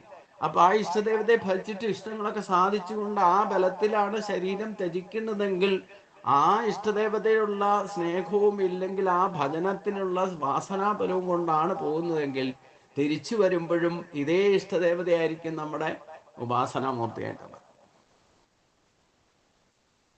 അശ്വം ബ്രഹ്മത്തിലാണ് ഉറച്ചു നിൽക്കുന്നതെങ്കിലോ ആ മനസ്സ് ബ്രഹ്മത്തിൽ തന്നെ സ്ഥിതി ചെയ്യും. അപ്പൊ ശരീരം ധരിച്ചാലും ആ മനസ്സും ഇന്ദ്രിയങ്ങളും നേരെ പോകുന്ന എങ്ങോട്ടായിരിക്കും ആകർഷിക്കപ്പെടുക? ബ്രഹ്മത്തിലേക്ക് തന്നെയായിരിക്കും. അത് റോക്കറ്റ് പോകുന്ന പോലെ പോകും. അങ്ങനെ പോകുമ്പോൾ റൂട്ടും തെളിയും. പിന്നെ യാതൊരു തടസ്സമില്ല. ഒരു വർഷമൊന്നും വേണ്ട, നിമിഷ നേരം കൊണ്ട് ബ്രഹ്മത്തിൽ ഉറച്ചാൽ ശരീരം ത്യജിച്ചാൽ പിന്നെ റോക്കറ്റ് പോകുന്ന പോലെ ആയിരിക്കും സഹസ്രാരപത്മം വഴി പ്രാണൻ പോകുന്നത്. അത് നേരെ ബ്രഹ്മലോകവും കടന്ന ഊർധ്വമൂലത്തിൽ പോയി ചേരും. പിന്നെ തിരിച്ചു വരേണ്ടി വരില്ല. അവിടെ യാതൊരു തടസ്സങ്ങളും ഉണ്ടാവില്ല. ഇല്ലെങ്കിൽ പ്രതിബന്ധങ്ങളുണ്ടാവും. ആ ഏറ്റവും പ്രതിബന്ധമാണ് 1 വർഷം എടുക്കും എന്ന് പറയുമ്പോൾ തന്നെ. അടുത്ത ശരീരം കിട്ടാൻ വേണ്ടിയിട്ട് 1 വർഷം എടുക്കും. ഇനി ചിലർക്ക് ഈ വാസനാബലം ഈശ്വരീയമായ അനുഗ്രഹത്താൽ പ്രബലപ്പെട്ടാണ് നിൽക്കുന്നതെങ്കിൽ ചിലപ്പോൾ 1 വർഷത്തിനകം തന്നെ ചിലപ്പം ശ്രേഷ്ഠമായ കുലത്തിൽ വന്ന് ജനിക്കാനൊക്കെ സാധ്യതയുണ്ട്. കർമ്മബന്ധനങ്ങൾ അധികം ഇല്ലെങ്കിൽ, ഡെബിറ്റും ക്രെഡിറ്റും ഒന്നും അധികം ചകഞ്ഞെടുക്കാനൊന്നും ഇല്ലാന്ന് വെച്ച് കഴിഞ്ഞാൽ അവർക്ക് റൂട്ട് പെട്ടെന്ന് ക്ലിയർ ആവും. ഇല്ലെങ്കിൽ മുകളിലും അല്ല താഴെ അല്ലാത്ത അവസ്ഥയിലൊക്കെ തങ്ങേണ്ടി വരും. ഇനി മുകളിൽ നിന്ന് വന്നാലും വേണ്ടില്ല, ഇവിടുന്ന് പോയി 1 വർഷം കഴിയുമ്പോൾ എന്തായാലും ഊർധ്വമൂലത്തിലേക്ക് എത്തും. എന്നിട്ട് തിരിച്ചു വരുന്ന വഴി റൂട്ട് തെളിഞ്ഞിട്ടില്ലെങ്കിൽ മധ്യത്തിൽ തങ്ങേണ്ടി വരും. അപ്പോഴാണ് കാക്കയും ഇല്ലെ മറ്റ് ജീവജാലങ്ങളിലെയൊക്കെ താൽക്കാലികമായിട്ട് പ്രവേശിക്കേണ്ടതൊക്കെ ആയിട്ട് വരും. അപ്പം അതെങ്ങനെയെങ്കിലും കർമ്മബന്ധനം ഉണ്ടെങ്കിൽ അങ്ങനെയൊക്കെ പോയി പെടുക.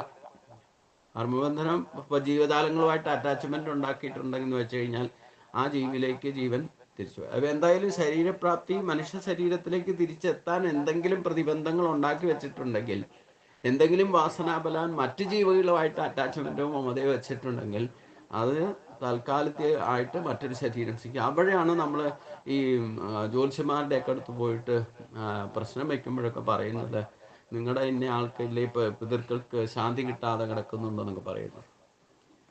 അപ്പം ആത്മാവിന് ശാന്തി കിട്ടിയിട്ടില്ല എന്ന് പറഞ്ഞാൽ, ശാന്തി എന്ന് പറയുന്നത് എന്താ?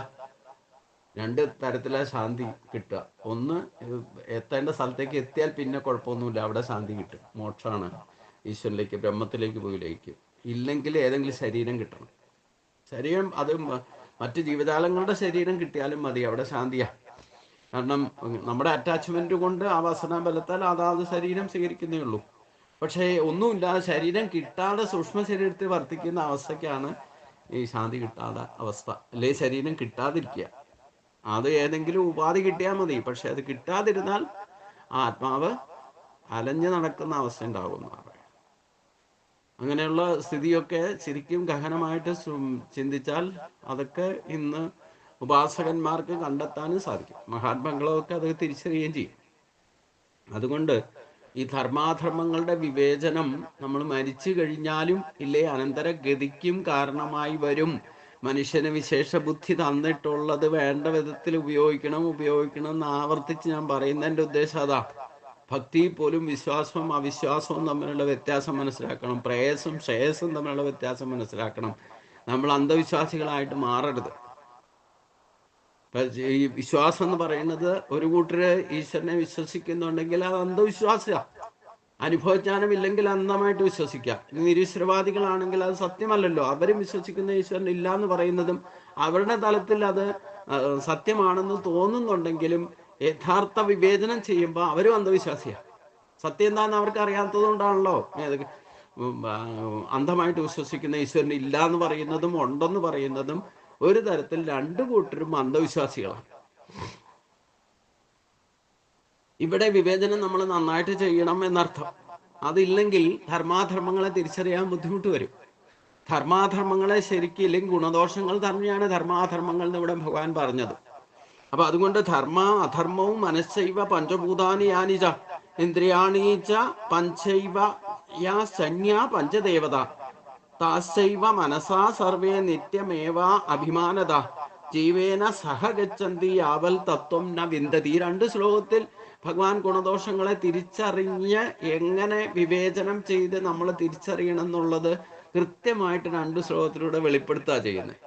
അപ്പൊ ഗുണദോഷങ്ങളെ തിരിച്ചറിയുന്നതിന്റെ വിവേചന ശക്തി നമ്മൾ യൂട്ടിലൈസ് ചെയ്തില്ലെങ്കിൽ നമ്മൾ ഈ ശരീരം ത്യജിച്ചു പോകുമ്പോഴും നമ്മുടെ അനന്തരഗതിയും അതനുസരിച്ചായിരിക്കും. അപ്പൊ അതുകൊണ്ട് ഈ പാപപുണ്യങ്ങളൊക്കെ എവിടെ ആയിരിക്കാം? മനസ്സിലാ സ്ഥിതി ചെയ്യുക. ഈ മനസ്സ് തന്നെയാണ് ജീവനെ അതനുസരിച്ചുള്ള ശരീരത്തിലേക്ക് ഉണ്ടാക്കുക. ഇപ്പൊ നൃഗരാജാവിന്റെ കഥയെന്ന് മനസ്സിലാക്കിയാൽ മതി. ജീവിച്ചിരിക്കുമ്പം ഗുണദോഷങ്ങളെ തിരിച്ചറിഞ്ഞുകൊണ്ട് ഒരുപാട് ദാനകർമ്മങ്ങളും പുണ്യകർമ്മങ്ങളും ഒക്കെ ചെയ്തു. പക്ഷെ ഇതിനിടയ്ക്ക് ഒരു അബദ്ധം പറ്റിയത്, അതിന് പരിഹാരം പോലും ചെയ്യാൻ പറ്റാത്തൊരു അബദ്ധം പറ്റിയത്. പരിഹാരം ചെയ്യാനൊക്കെ ശ്രമിച്ചു, പ്രായശ്ചിത്തം ചെയ്യാനും പലതും ശ്രമിച്ചിട്ടും ഈ ബ്രാഹ്മണ ശാപം കിട്ടിക്കഴിഞ്ഞാലേ അതിന് പരിഹാരമില്ല. അതാണ് പ്രശ്നം. അനുഭവിച്ച് തീരാതെ പരിഹാരമില്ല അതിന്. ചില കാര്യങ്ങൾ ശരിക്ക് പറഞ്ഞാലുണ്ടല്ലോ, ജ്യോത്സ്യത്തിലൊന്നും അപരിഹാരാർത്ഥേ നമ്മൾ ചെയ്ത കർമ്മത്തിന്റെ ഫലത്തിന് ഒരു പരിഹാരവും ഇല്ല. അത് അനുഭവിച്ച് തീർക്കുക എന്നുള്ളതാണ് ഏറ്റവും വലിയ പ്രായശ്ചിത്തം. അതിലേറ്റവും ശ്രേഷ്ഠം നമുക്ക് വയ്യ തെറ്റ് തിരിച്ചറിഞ്ഞാൽ അത് എനിക്ക് പറ്റിയ തെറ്റാണെന്ന് ഉള്ള ബോധം വന്നാൽ തന്നെ 50% പ്രായശ്ചിത്തമായി. പിന്നെ അതിന്റെ പരിഹാരവും നമ്മൾ തന്നെ ചെയ്യണം. അല്ലാതെ നമ്മൾ വഴിപാട് കഴിച്ചാലോ തൽക്കാലത്തേക്ക് ഒരു ശാന്തി സമാധാനമൊക്കെ നമുക്ക് ഉണ്ടാകുന്നാലെല്ലാം കൂടെ കൂട്ടി ഒഴിഞ്ഞ് വിളിച്ചു ചൊല്ലി പ്രായശ്ചിത്തം ചെയ്യാനൊക്കെ ജ്യോത്സ്യന്മാർ പറയുന്നുണ്ടെങ്കിൽ യഥാർത്ഥത്തിൽ ജ്യോത്സ്യത്തിൽ പരിഹാരമില്ല. ഒരു കാര്യത്തിനും പരിഹാരമില്ല. കാരണം അവരവർ ചെയ്ത കർമ്മത്തിന്റെ ഫലം അവരവർ അനുഭവിച്ച് തീർക്കണം. നമുക്ക് താൽക്കാലികമായിട്ടൊരു സമാധാനത്തിന് ഇതൊക്കെ ചെയ്യാം എന്നല്ലാതെ ഒരു പരിഹാരവും ഇല്ല. അപ്പൊ യഥാർത്ഥത്തിൽ നമ്മൾ വിശ്വാസി ആയിക്കഴിഞ്ഞാൽ പിന്നെ ഈ ഓട്ടവും ചാട്ടവും നിൽക്കും. പിന്നെ നമ്മൾ ചെയ്യുന്ന കർമ്മത്തിൽ പുണ്യവും പാപവും ഉണ്ടാകാതെ സൂക്ഷിച്ചാൽ അടുത്തൊരു ബന്ധനത്തിലേക്ക് പോകാതിരിക്കാനും സാധിക്കും. അതാണ് ഫലേച്ഛ ഇല്ലാതെ കർമ്മം ചെയ്യാൻ പറയണേ. നമ്മൾ ഈ ഭക്തിയുടെ പേരിൽ ഈ ഓടിച്ചാടി നടക്കുന്നതൊക്കെ അതുകൊണ്ടാ. ഈ പരമമായത് എന്താന്ന് അറിഞ്ഞു കഴിഞ്ഞാൽ പിന്നെ ഓട്ടവും ചാട്ടമൊക്കെ നിൽക്കും. രണ്ടപ്പുറത്ത് കോല് വെക്കുന്നിടത്തൊക്കെ പോകുന്നത് എന്തുകൊണ്ടാ? അന്ധവിശ്വാസി ആയതുകൊണ്ടാ പോകുന്നത്. 99% അന്ധവിശ്വാസത്തിലാണ് നിൽക്കുന്നത്. ഈശ്വരനുള്ളെന്ന് പറയും. ഞാൻ പറഞ്ഞല്ലോ, ഇവിടെ ഞാൻ പറയുന്നത് പോലെ വിവേചന ശക്തി കൊണ്ട് തിരിച്ചറിയണം. ഇല്ലെങ്കിൽ ഈശ്വരവിശ്വാസത്തെ നിഷേധിക്കുകയാണെന്നോ അല്ലെ നിന്ദിക്കുകയാണെന്നൊക്കെ നിങ്ങൾക്ക് ഞാൻ പറയുന്നത് കേൾക്കുമ്പോൾ തോന്നും. പക്ഷേ ആ ഒരു ലെവലിൽ എത്തിയിട്ട് ചിന്തിക്കണം. എങ്കിൽ മാത്രമേ നമുക്കത് മനസ്സിലാവൂ. അപ്പോൾ വിശ്വാസം ഉണ്ടെന്ന് പറയുന്നതും വിശ്വാസമില്ല എന്ന് പറയുന്നവരും രണ്ടു കൂട്ടരും ഭഗവാന്റെ ദൃഷ്ടിയിൽ ഒരേ കാറ്റഗറിയിലാണ് വരിക. രണ്ടു കൂട്ടരും അന്ധവിശ്വാസികളാണ്. കാരണം ഒരു കാരണവശാലും രണ്ടു കൂട്ടർക്കും ഈശ്വരന് ഇല്ലാന്നോ ഉണ്ടെന്നോ തെളിയിക്കാൻ ഇന്ന് വരെ സാധിച്ചിട്ടില്ല. ഞാൻ ശ്രമിച്ചാലും സാധിക്കില്ല. അതുകൊണ്ട് വിശ്വാസിയാകരുതെന്ന് പറയുന്നത്. ഞാനിപ്പോ നിങ്ങളെ ബോധവൽക്കരിക്കാൻ ശ്രമിക്കുന്നതും ഈശ്വരനെ എൻ്റെ ചിന്തയിലും വാക്കിലും പ്രവൃത്തിയിലും അനുഭവിച്ചറിഞ്ഞ കാര്യങ്ങളെ കൊണ്ടാണ് ഞാൻ പറയുന്നത്. അല്ലാതെ ഒരിക്കലും ഞാൻ പ്രമാണം പറയില്ല. അനുഭവിച്ചറിയാത്ത ഒരു കാര്യം ഞാൻ നിങ്ങളോട് നല്ല ആരോടും പറയാറില്ല. അപ്പൊ അതുകൊണ്ട് ഈ ധർമാധർമ്മങ്ങളൊക്കെ നമ്മുടെ മനസ്സിലാ സ്ഥിതി ചെയ്യുക. അതിനെ വിവേചിച്ചറിയണം. ആ മനസ്സിനെ ത്രാണനം ചെയ്താലേ ഗുണദോഷങ്ങളെ തിരിച്ചറിയാൻ നമുക്ക് സാധിക്കുള്ളൂ.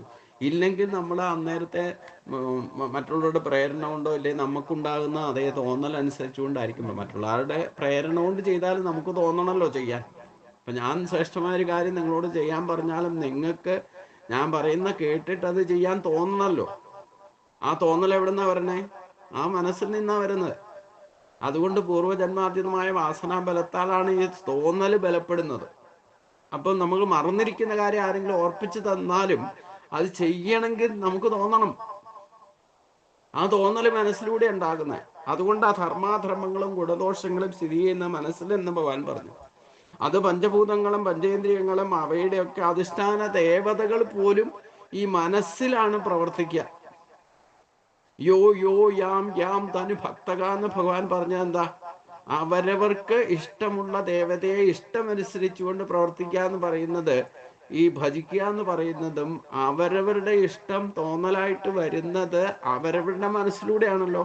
എനിക്ക് ഇന്നതാണ് ഇഷ്ടം, ഇന്ന ദേവതയാണ് ഇഷ്ടം എന്നൊക്കെ പറയുന്നത് ഈ മനസ്സിലാണ്. അത് ദേവതകൾ പോലും അധിഷ്ഠാനം എന്നർത്ഥം. അതുകൊണ്ട് അവിടെ പറഞ്ഞത് മനസ്സിലാണ് ഇതൊക്കെ സ്ഥിതി ചെയ്യുന്നത്. അതുകൊണ്ട് അപ്പോൾ ധർമാധർമ്മങ്ങൾ കത്തിത്തീർന്ന കർപ്പൂരം പോലെ അവശേഷമില്ലാതെ നശിച്ചു പോകുന്നു. മനസ്സ് സമാധിയിലൂടെ കേവല ബ്രഹ്മത്തിൽ ലയിക്കാതെ മരണത്തിലൂടെ ദേഹം നശിക്കുന്ന അവസ്ഥയാണ് സാധാരണ സംഭവിക്കുന്നത്. അതായത് നമ്മൾ പരമമായത് എന്തെന്ന് അറിയാതെ കേവല ബ്രഹ്മത്തിൽ, അതായത് ബ്രഹ്മത്തിൽ ഈശ്വരനിൽ ലയിക്കാതെ സംഭവിക്കുന്ന മരണം, ദേഹം കേവലം നശിക്കുന്ന അവസ്ഥയാണ് ഉണ്ടാകുന്നത്. അപ്പോൾ പുനർജന്മത്തിലൂടെ ജീവനും ധർമാധർമ്മങ്ങളും മനസ്സുമെല്ലാം ഉൾപ്പെടെ സൂക്ഷ്മ ശരീരവും മറ്റൊരു ദേഹത്തിലേക്ക് പ്രവേശിക്കുകയും ചെയ്യും. അപ്പോൾ ഈ മനസ്സാണ് നമ്മുടെ ഗതി തീരുമാനിക്കാന്നർത്ഥം. ജീവന്റെ ഗതി പോലും ഈശ്വരനിലേക്ക് എത്തണോ അതോ വീണ്ടും ശരീരം എടുക്കണോ എന്ന് ഗതി തീരുമാനിക്കും നമ്മൾ മനസ്സാണ്. ആ മനസ്സിലാണ് ഏത് ഇഷ്ടാനിഷ്ടങ്ങൾ അതുകൊണ്ടാണ് നമ്മുടെ ചോയ്സ് ആണെന്ന് പറയുന്നത്. നമ്മൾ എന്തിനെയാണോ ഈ ജന്മം മുഴുവൻ ഉപാസിച്ചില്ലെങ്കിൽ, ഏത് മനസ്സിലാണോ നമുക്ക് പ്രബലപ്പെട്ട ചിന്തയും വാക്കും പ്രവൃത്തിയും മരണം വരെ ഏറ്റിക്കൊണ്ട് നടക്കുന്നത്, അതനുസരിച്ചായിരിക്കും ശരീരം ത്യജിച്ച് പോകുന്ന പിന്നെ സംഭവിക്കുന്നതും അതനുസരിച്ചായിരിക്കും. മരണത്തിന് ശേഷം എന്താണ് സംഭവിക്കാന്നുള്ളത് എക്സൈറ്റ്മെന്റിലൊന്നും പോകണ്ട. ഈ ജന്മത്തിൽ നമ്മൾ തീരുമാനമെടുത്ത് അതനുസരിച്ചുകൊണ്ടായിരിക്കും നമ്മുടെ ശരീരം, അടുത്ത ശരീരപ്രാപ്തിയോ അതെയോ ഓപ്ഷൻ 3 ഒന്നുകിൽ അതിനെ ഉയർന്ന ജന്മത്തിലേക്ക് മനുഷ്യജന്മത്തിൽ തന്നെ എത്താൻ സാധിക്കും, ഈശ്വരിലേക്ക് എത്തണമെങ്കിൽ ഈശ്വരിലേക്ക് എത്താൻ സാധിക്കും. അതാണ് ഉയർന്ന ജന്മം എന്ന് പറയുന്നത്. ഏറ്റവും വലിയ ഉയർച്ച എന്ന് പറയുന്നത് ഊർധ്വമൂലത്തിലേക്ക് എത്തുക എന്നുള്ളത്. അത് നമ്മൾ ഉയർച്ചയിലേക്ക് പോകണം എന്ന് തീരുമാനിച്ചാൽ അതനുസരിച്ചുള്ള ശ്രേഷ്ഠമായ ജന്മം, അത് ഊർധ്വമൂലത്തിലേക്ക് ബ്രഹ്മത്തിലേക്ക് ലയിക്കുന്നത് വരെയുള്ള ഓപ്ഷൻ ഉയർച്ചയിലേക്കാണ്. അതിന് സത്വഗുണത്തിൽ തന്നെ അധിഷ്ഠിതമായ ജന്മവാസന ഉണ്ടാക്കിയെടുക്കണം, അതിൽ മനസ്സ് ഉറപ്പിക്കണം. ഇനി മനുഷ്യജന്മത്തിൽ തന്നെ വരണം, ഇല്ലെങ്കിൽ ഇഷ്ടാനിഷ്ടങ്ങളും ഇല്ലേ ഭോഗ ഇന്ദ്രിയ ഭോഗ സുഖങ്ങളും ഇനി അനുഭവിക്കണം. അതിലെന്തെങ്കിലും ആണ് നമുക്ക് മനസ്സ് അറ്റാച്ച്ഡ് ആയിട്ടും മമതാബന്ധം വാസനാബലത്താലാണ് മരിക്കുന്നതെങ്കിൽ മനുഷ്യജന്മത്തിൽ തന്നെ വന്നു വരും. അത് സ്ത്രീയോടാണോ അറ്റാച്ച്മെന്റ്, ഇല്ലെങ്കിൽ പുരുഷനോടാണോ എന്നുള്ളതൊക്കെ ഓപ്ഷൻ അനുസരിച്ചുകൊണ്ട് കൂടുതൽ അറ്റാച്ച്മെന്റ് സ്ത്രീകളോട് വെച്ചാൽ സ്ത്രീ ആയിട്ട് ജനിക്കും. പുരുഷനോട് കൂടുതൽ അറ്റാച്ച്മെന്റ് വെച്ചുകൊണ്ട് സ്ത്രീകൾ മരിച്ചാൽ അവരെ പുരുഷനായിട്ട് ജനിക്കും. അതൊക്കെ നമ്മുടെ മനസ്സിന്റെ സ്ഥിതി എന്താണോ അതനുസരിച്ചുള്ള ശരീരത്തിലേക്ക് പോകും. അല്ലെങ്കിൽ തന്നെ നമ്മുടെ മനുഷ്യജന്മം കിട്ടുമ്പോൾ 50% പുരുഷന്റെ സ്വഭാവവും 50% സ്ത്രീയുടെ സ്വഭാവം പുരുഷനും ഉണ്ടാകും, സ്ത്രീകൾക്കും ഉണ്ടാകും. 50-50% ഈക്വലൈസ് ചെയ്ത് കിട്ടിയിട്ടുണ്ടാകും. അപ്പോൾ അതിലെന്താണോ വാസനാബലം ഉണ്ടാക്കുന്നത്, ഇനി ചിന്ത വാക്ക് പ്രവൃത്തിയൊക്കെ അറ്റാച്ച്മെന്റ് അതനുസരിച്ചുകൊണ്ട് വാസനാബലം ഉണ്ടാക്കിയാൽ ദോഷം, സ്ത്രീകൾക്ക് കൂടുതൽ ദോഷം ഉണ്ടാക്കിയാലും ശരീരം മാറി വരും. കാരണം ആ ദോഷം ചെയ്ത് സ്ത്രീയായിട്ട് തന്നെ ജനിച്ചിട്ട് അനുഭവിക്കേണ്ടി വരും. പുരുഷന്മാരെയാണ് കൂടുതൽ പീഡിപ്പിക്കുന്നതെങ്കിൽ പുരുഷനായിട്ട് ജനിച്ചിട്ട് അതിൻ്റെ ബുദ്ധിമുട്ടുകളൊക്കെ തിരിച്ച് അങ്ങോട്ടും ഇങ്ങോട്ടും വാക്കുകൊണ്ട് പോലും കടപ്പെട്ടാൽ തിരിച്ച് അനുഭവിക്കേണ്ടി വരുന്നു. ഇവിടെയൊക്കെ മനുഷ്യജന്മത്തിലായത് ഗതിവിഗതികൾ സംഭവിക്കാം. അപ്പോൾ ഒരുപാട് കാര്യങ്ങൾ നമ്മൾ ഗുണദോഷങ്ങളെ തിരിച്ചറിയണം. അതിനാണ് ഇതൊന്നും നമ്മൾ വ്യാകുലപ്പെട്ട് ഇത് അയ്യോ എങ്ങനെയാണെന്നൊന്നും ചിന്തിക്കേണ്ട ആവശ്യമില്ല. വിശേഷ ബുദ്ധി കൊണ്ട് ഈശ്വരനുമായിട്ട് അറ്റാച്ച്മെന്റ് ഉണ്ടാകുക. ഊർധ്വം ഗച്ഛന്തി സത്വസ. പിന്നെ ഈ പറയുന്ന ബന്ധനങ്ങളൊക്കെ ഒന്നൊന്നായിട്ട് ഒഴിവായിട്ട് വാസനാബലം ഉള്ളത് മുഴുവൻ തസ്മാ സർവേഷു കാലേഷു മാം അനുസ്മര എന്ന് ഭഗവാൻ പറഞ്ഞത് ഓർത്തിരിക്കുക. ഈശ്വരനെ സ്മരിച്ചുകൊണ്ട് ജീവിക്കാൻ ശ്രമിക്കുക. എന്ത് കാര്യം ചെയ്താലും വേണ്ടില്ല, ഏതൊക്കെ പ്രാരാബ്ധം അനുഭവിക്കാനും വേണ്ടില്ല, അവിടെയൊക്കെ ഈശ്വര സ്മരണ നിലനിർത്തിക്കൊണ്ട് തൂണിലും തുരുമ്പിലും എന്നിലും ശത്രുവിലും മിത്രത്തിലും ഒക്കെ ഈശ്വരനെ കാണാൻ ശ്രമിക്കുക. ഇതാണ് ഏറ്റവും ശ്രേഷ്ഠമായ ലളിതമായ മാർഗം. അല്ലാതെ നമ്മൾ കുറെ അഭ്യാസം ചെയ്തു എന്നോർത്തുകൊണ്ടൊന്നും ഈ വാസനാബലം മാറിക്കിട്ടൊന്നുമില്ല. വാസനാബലം പൂർണ്ണമായിട്ട് കഴുകിക്കളയണം, നമ്മുടെ അനുഭവത്തിലൂടെ തന്നെ കഴുകിക്കളയണം. ആ ഒരു സ്ഥിതിയിലേക്ക് നമുക്ക് ഉയർച്ചയിലേക്ക് പോകണമെന്നുണ്ടെങ്കിൽ എല്ലാ കാലത്തും ഈ ഇന്ദ്രിയങ്ങളെയും മനസ്സിനെയൊക്കെ അധിഷ്ഠാന ദേവതകളെ പോലും കൺട്രോൾ ചെയ്യുന്ന ആ പരമമായതിനെ തന്നെ ഉപാസിക്കണം. തസ്മാ സർവേഷു കാലേഷു മാമനുസ്മര എന്ന് പറഞ്ഞു. ഇത് പൂർണ്ണമായിട്ട് ശ്രീകൃഷ്ണൻ കാണിച്ചു തന്നല്ലോ. 125 വയസ്സ് ഒരു മനുഷ്യായുസ് എങ്ങനെ ശ്രേഷ്ഠതയിലേക്കാം. തിരിച്ച് കർമ്മം പൂർത്തിയാക്കിയ സ്വധാമത്തിലേക്ക് തിരിച്ചു പോയില്ലേ. 125 വയസ്സ് വരെ മനുഷ്യായുസ് എങ്ങനെ പൂർത്തിയാക്കി? ഇത് തന്നെ പ്രമാണമായിട്ട് എടുക്കാൻ ഭഗവാൻ പറഞ്ഞ ജന്മകർമ്മ ജമേതി വ്യോഭ്യോഭ്യത്തി തത്വദേഹം പുനർജന്മ നൈതി മാഭേദിസ്വ അർജുന. ഇതാണ് നമ്മൾ പാഠമാക്കേണ്ടത്. അപ്പോൾ ഈ പുനർജന്മത്തിലേക്ക് ജീവനും ധർമാധർമ്മങ്ങളും മനസ്സും എല്ലാം ഉൾപ്പെടുന്ന സൂക്ഷ്മ ശരീരവും മറ്റൊരു ദേഹത്തിലേക്ക് പ്രവേശിക്കുകയും ചെയ്യും. അപ്പോൾ അവിടെയാണ് ഈ പുണ്യപാപങ്ങളോ അല്ലെങ്കിൽ കർമ്മഫലം മനസ്സിലാണ് സ്ഥിതി ചെയ്യുക. ആ മനസ്സിൻ്റെ ഗതി അനുസരിച്ചില്ലേ, മനസ്സ് എന്ത് തീരുമാനമെടുക്കുന്നോ അതനുസരിച്ചുകൊണ്ടായിരിക്കും ജീവനും അതനുസരിച്ചുള്ള പുനർശരീരപ്രാപ്തിയിലേക്ക് എത്തിക്കുക. നമ്മൾ കീറിയ വസ്ത്രം മാറിയിട്ട് പുതിയൊരു വസ്ത്രം എടുത്തുകൊടുക്കുന്നത് പോലെ എന്ന് ഭഗവാൻ പറഞ്ഞ വാസാംസി ജീർണാനി യഥാവിഹായ നവാനി ഗ്രഹണാതി ധരോപരാണി എന്ന് ഭഗവാൻ പറഞ്ഞതുപോലെ തന്നെ ഇവിടെ ജീവൻ ആണ്, ഈ ശരീരം ഒന്ന് തന്നെയാണ്. നമ്മൾ വസ്ത്രം കീറിയ വസ്ത്രം മാറിയിട്ട് പുതിയൊരു വസ്ത്രം എടുത്തു കൊടുക്കുന്ന പോലെയുള്ളൂ. ഈ ജീർണിച്ച ശരീരം നഷ്ടപ്പെട്ടാലും പുതിയ ശരീരം ഈ വാസനാബലത്താൽ തന്നെ അവിടെ നമ്മുടെ വസ്ത്രം മാറുമ്പോൾ നമ്മുടെ സ്വഭാവമോ നമ്മുടെ വാസനാബലമോ ഒന്നും പുണ്യപാപങ്ങളോ ഒന്നും അതിൽ നിന്ന് മാറ്റാൻ പറ്റില്ല. ഇതേപോലെ തന്നെയാണ് ശരീരം മാറുമ്പോഴും ഈ സൂക്ഷ്മ ശരീരത്തോടൊപ്പം തന്നെ നമ്മുടെ കർമ്മബന്ധനങ്ങളും ഉണ്ടാകും എന്നർത്ഥം. അതാണ് ആ കർമ്മബന്ധനങ്ങളാണ് വീണ്ടും ശരീരപ്രാപ്തിയിലേക്ക് നയിക്കുന്നത് പോലും. അതില്ലെങ്കിൽ പിന്നെ വീണ്ടും ശരീരപ്രാപ്തിയുടെ ആവശ്യകതയുമില്ല. ഇത്രയും കേട്ട് കഴിഞ്ഞപ്പോൾ അർജുനന് വീണ്ടും ഒരു സംശയം. സ്ഥാവരം ജംഗമം ചൈവ യൽ കിഞ്ചിൽ സ ചരാചരം ജീവാ ജീവേന സിദ്ധ്യന്തി സ ജീവ കേന സിദ്ധ്യതി. സ്ഥാവര ജംഗമങ്ങളായിട്ടുള്ള ശരീരങ്ങൾ എല്ലാം നശിക്കുന്നു, എന്നാൽ ചരങ്ങളും അചരങ്ങളുമായിരിക്കുന്ന അവയുടെ എല്ലാ സൂക്ഷ്മ ശരീരങ്ങളാകുന്ന ജീവന്മാർ പുനർജന്മത്തിൽ അടുത്ത ശരീരത്തിലേക്ക് അവയുടെ എല്ലാ സൂക്ഷ്മ ശരീരങ്ങളായിട്ട് ജീവനിലൂടെ പ്രവേശിച്ച് സിദ്ധി പ്രാപിക്കുന്നു. എന്നാൽ ഈ ജീവന് എങ്ങനെയാണ് സിദ്ധി ലഭിക്കുക? അപ്പം പുനരാവർത്തനമാണ്. ബ്രഹ്മലോകം വരെ ഉള്ളത് മുഴുവൻ പുനരാവർത്തനത്തിന് വിധേയമാണെന്ന് ഗീതയിലും ഭഗവാൻ പറയുന്നുണ്ട്. അപ്പോൾ അത് കേട്ടിട്ട് അതും കൂടെ മനസ്സിൽ വെച്ചുകൊണ്ടാണ് അർജുനൻ ഇപ്പൊ ഈ ചോദ്യം ചോദിക്കുന്നത്. കാരണം നേരത്തെ ഗീതയും അനുഗീതയും ഒക്കെ കേട്ടിട്ടും ഭഗവാനുമായിട്ടുള്ള സമ്പർക്കത്തിൽ സത്സംഗത്തിലൂടെ നേടിയിട്ടുള്ള അറിവ് കൊണ്ടാണ് ഇത്ര ശ്രേഷ്ഠമായ ചോദ്യം പോലും അർജുനനിൽ നിന്നുണ്ടാകുന്നതെന്ന് മനസ്സിലാക്കണം.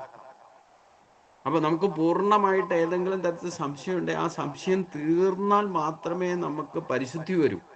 അപ്പോഴേ റൂട്ടും തെളിയാൻ സാധ്യതയുള്ളൂ. അതുകൊണ്ടാണ് ഇവിടെ അർജുനെ കൊണ്ട് ഭഗവാൻ തന്നെ ഇങ്ങനെ ചോദ്യം ചോദിപ്പിക്കുന്നത്. സ്ഥാവരജംഗമങ്ങളായിരിക്കുന്ന ശരീരങ്ങൾ എല്ലാം നശിക്കുന്നതാണ്. അത് സ്ഥാവരം ചരാചരങ്ങളെല്ലാം നശിക്കുന്നു പറയുന്നു. എന്നാൽ ചരങ്ങളും അചരങ്ങളുമായിരിക്കുന്ന അവയുടെ എല്ലാ സൂക്ഷ്മ ശരീരങ്ങളാകുന്ന ജീവന്മാർ പുനർജന്മത്താൽ അടുത്ത ശരീരത്തിലേക്ക് അവിടെയെല്ലാം സൂക്ഷ്മ ശരീരങ്ങളായിട്ട് ജീവനിലൂടെ പ്രവേശിച്ച് സിദ്ധി പ്രാപിക്കും. എന്നാൽ ഈ ജീവന് എങ്ങനെയാണ് സിദ്ധി ലഭിക്കുന്നത്? അതായത് ഈ മനസ്സിൽ സ്ഥാപിക്കപ്പെട്ടിട്ടുള്ള പലവിധ ഇഷ്ടാനിഷ്ടങ്ങളും ഇല്ലെങ്കിൽ നമ്മുടെ പുണ്യപാപങ്ങളുടെ ഫലങ്ങളും പേറിക്കൊണ്ടു പോകുന്ന ആ ജീവൻ പുനർശരീരപ്രാപ്തിയിൽ ശരീരം കിട്ടുമ്പോൾ തന്നെ അത് സിദ്ധി പ്രാപിക്കുക. കാരണം തൻ്റെ വാസനാബലത്താൽ സൂക്ഷ്മശരീരമായിരുന്ന ആ ശക്തികളെ അധിഷ്ഠാന ദേവതകളെല്ലാം പുനർശരീരം കിട്ടുമ്പോൾ അത് തന്നെ ഒരു സിദ്ധിയാണ്. അപ്പൊ പുനർജന്മത്തിൽ അടുത്ത ശരീരത്തേക്ക് അവിടെയുള്ള സൂക്ഷ്മ ശരീരങ്ങളായിട്ട് ജീവനിലൂടെ പ്രവേശിച്ച് സിദ്ധി പ്രാപിക്കുന്നു എന്ന് പറഞ്ഞാൽ നമുക്ക് ഏതൊക്കെ വാസനാബലത്താൽ സ്വഭാവത്താലാണോ ഈ ശരീരം മനസ്സിനാൽ കുടുങ്ങിക്കിടക്കുന്നത്, സൂക്ഷ്മ ശരീരത്തിൽ കുടുങ്ങിക്കിടക്കുന്നത്, അത് അനുഭവിക്കാൻ തക്കമുള്ള ഒരു ശരീരം പ്രപഞ്ചത്തിൽ നിന്ന് തന്നെ കടഞ്ഞെടുത്ത് കിട്ടുക എന്ന് പറയുന്നത് തന്നെ ഒരു സിദ്ധിയാണ്. ഭയങ്കര അത്ഭുതമാണ്. നമ്മളത് ഗഹനമായിട്ട് ചിന്തിച്ചു കഴിഞ്ഞാൽ നമ്മുടെ ശരീരം നശിക്കുമ്പോൾ ഈ ശരീരത്തിലുള്ള പഞ്ചഭൂതാത്മക 24 ഘടകങ്ങളോ അതാത് ഘടകങ്ങളിലേക്ക് പോകും. തിരിച്ച് ഈ സൂക്ഷ്മ ശരീരത്തിൽ നിൽക്കുന്ന മനസ്സാൽ, സൂക്ഷ്മ ശരീരം എന്ന് പറയുന്നത് മനസ്സ് തന്നെയാണ്, മനസ്സും ജീവനും കൂടെ ചേർന്ന് ഇന്ദ്രിയ വിഷയങ്ങളും, അതായത് എന്ത് വാസനാബലത്താലാണോ മനസ്സെന്ന് പറയുന്നത്, മനസ്സിന്റെ മധ്യത്തിലാണ് ജീവൻ നിൽക്കുന്നതൊക്കെ ഇതിനു മുമ്പുള്ള ശ്ലോകങ്ങളിൽ നമ്മൾ കണ്ടതാണ്. അതും കൂടെ മനസ്സിലാക്കിക്കൊള്ളണം. അപ്പം ഇന്ദ്രിയങ്ങളിൽ മനസ്സ് ഞാനാകുന്നു എന്ന് ഭഗവാൻ പറഞ്ഞിട്ടുമുണ്ട്. അപ്പൊ ഈ വാസനാബലത്താൽ ആ ജീവനെ മനസ്സിൽ കുടുക്കിയിട്ടിരിക്കുന്നത്. അപ്പം ആ കുടുക്കിയിട്ടിരിക്കുന്ന മനസ്സിനെ സൂക്ഷ്മ ശരീരാവസ്ഥ എന്ന് പറയുന്ന, മനസ്സ് സൂക്ഷ്മ ശരീരമാണ്. അത് പുതിയൊരു ശരീരത്തിലേക്ക് കിട്ടുമ്പോൾ തന്നെ അതിന് ഈ പറയുന്ന വാസനാബലത്തിനും ഇല്ലെങ്കിൽ എന്തൊക്കെ വിഷയങ്ങളാണ് അനുഭവിക്കേണ്ടത് അതിനുതകുന്ന ശരീരം കിട്ടിയാൽ തന്നെ അതൊരു സിദ്ധിയാണ്. ഇനി ആ സൂക്ഷ്മ ശരീരികളായിട്ട് ജീവനിലൂടെ പ്രവേശിച്ചിട്ട് സിദ്ധി പാലിക്കും. എന്നാൽ ഈ ജീവൻ എങ്ങനെയാണ് സിദ്ധി ലഭിക്കുക? അപ്പം ജീവന് സിദ്ധി ലഭിച്ചിട്ടില്ല. ജീവന്റെ സിദ്ധി എന്ന് പറയുന്നത് എന്താ? അത് പരമോദപ്രാപ്തിയാ. ബ്രഹ്മത്തിൽ നിന്ന് വന്നു, ബ്രഹ്മത്തിലേക്ക് യാതൊരുവിധ കർമ്മബന്ധനം ഇല്ലാതെ ഡയറക്റ്റ് ജീവൻ ഊർധ്വമൂലത്തിൽ പോയി ചേരണം. അതാണ് ജീവന്റെ സിദ്ധി എന്ന് പറയുന്നത്. അതെങ്ങനെയാ സിദ്ധി ലഭിക്കുക എന്നാണ് അർജുനൻ ചോദിക്കുക. നമുക്ക് എന്ന് വരെ ഈ കർമ്മവാസനകൾ നല്ലതോ ചീത്തയായിട്ട് കിടക്കുന്നുണ്ടോ അപ്പോഴൊക്കെ വീണ്ടും ശരീരം എടുത്ത് വരേണ്ടി വരും എന്ന് ഉറപ്പിച്ചു. അത് ആധ്യാത്മിക മാർഗത്തിൽ, നമ്മളൊക്കെ ഈ ഭക്തി മാർഗത്തിൽ ഞാൻ അടക്കമുള്ളവർ പ്രവർത്തിക്കുന്നുണ്ടെങ്കിൽ, ഇത് തന്നെ വാസനാബലം പ്രാപിച്ചാൽ, ഈ ശരീരം നശിച്ചാൽ, ഈ ശരീരം നിലവിലുള്ള ശരീരം നശിച്ചാലും ഇതേ ഭക്തിയുടെ വാസനാബലത്താലായിരിക്കും എൻ്റെ ജീവൻ പോലും പോവുക. അതനുസരിച്ചുള്ള ശരീരം കിട്ടിയാൽ തന്നെ അതൊരു സിദ്ധിയാണ്. അതുകൊണ്ട് എനിക്ക് യാതൊരു വ്യാകുലം ഇല്ല. ഭഗവാനിലേക്ക് എത്താൻ യോഗം വന്നാൽ ആയത്തെ വിട്ട് ഇനി അഥവാ ജനിക്കേണ്ടി വന്നാലും പേടിയൊന്നുമില്ല. അതനുസരിച്ചുള്ള ശരീരം കിട്ടുമല്ലോ. പിന്നെ എന്തിനാ പേടിക്കുന്നത്? നമ്മളെ യാതൊരു വ്യാകുല ചിന്തയില്ല. ഏതായാലും എൻ്റെ ഭക്തൻ ഒരിക്കലും നശിക്കില്ല എന്ന് ഭഗവാൻ പറഞ്ഞിട്ടുണ്ട്. ഇനി അഥവാ എന്തെങ്കിലും ഇതിനിടയ്ക്ക് എന്തെങ്കിലും കുരുത്തക്കേട് ചെയ്തിട്ട് വഴി തെറ്റിപ്പോയാലും വിരോധമൊന്നുമില്ല. അത് എൻ്റെ ഫലം അനുഭവിച്ചിട്ട് തിരിച്ച് ഇതേ റൂട്ടിൽ വന്നോളും. ഈ ജന്മത്തിലും അങ്ങനെയാണല്ലോ വന്നത്. വഴി തെറ്റിപ്പോയി, അപ്പൊ 5 ജന്മവും 42 വയസ്സ് വരെ നഷ്ടമായി. പക്ഷെ എന്നാലും ആ തിരിച്ചാ സിദ്ധിയിലേക്ക് എത്തിയല്ലോ. ആ വാസനാബലം ഈ ശരീരത്തിൽ തന്നെ കിട്ടുക എന്ന് പറയണതോ, ആ വാസനാബലത്താൽ ഈ ജന്മത്തിൽ പൂർവജന്മാർജിതമായിട്ടുണ്ടായിരുന്ന കഴിവുകൾ ഈ ജന്മപൂർവാഭ്യസേന തേനൈവ ഹൃദേഹ്യ വശോവിസ ജിജ്ഞാസുരഭിയോധസ്യ ശബ്ദ ബ്രഹ്മാതി വർത്തത എന്ന് ഭഗവാൻ പറഞ്ഞത് ഇതും ഒരു സിദ്ധിയല്ലേ?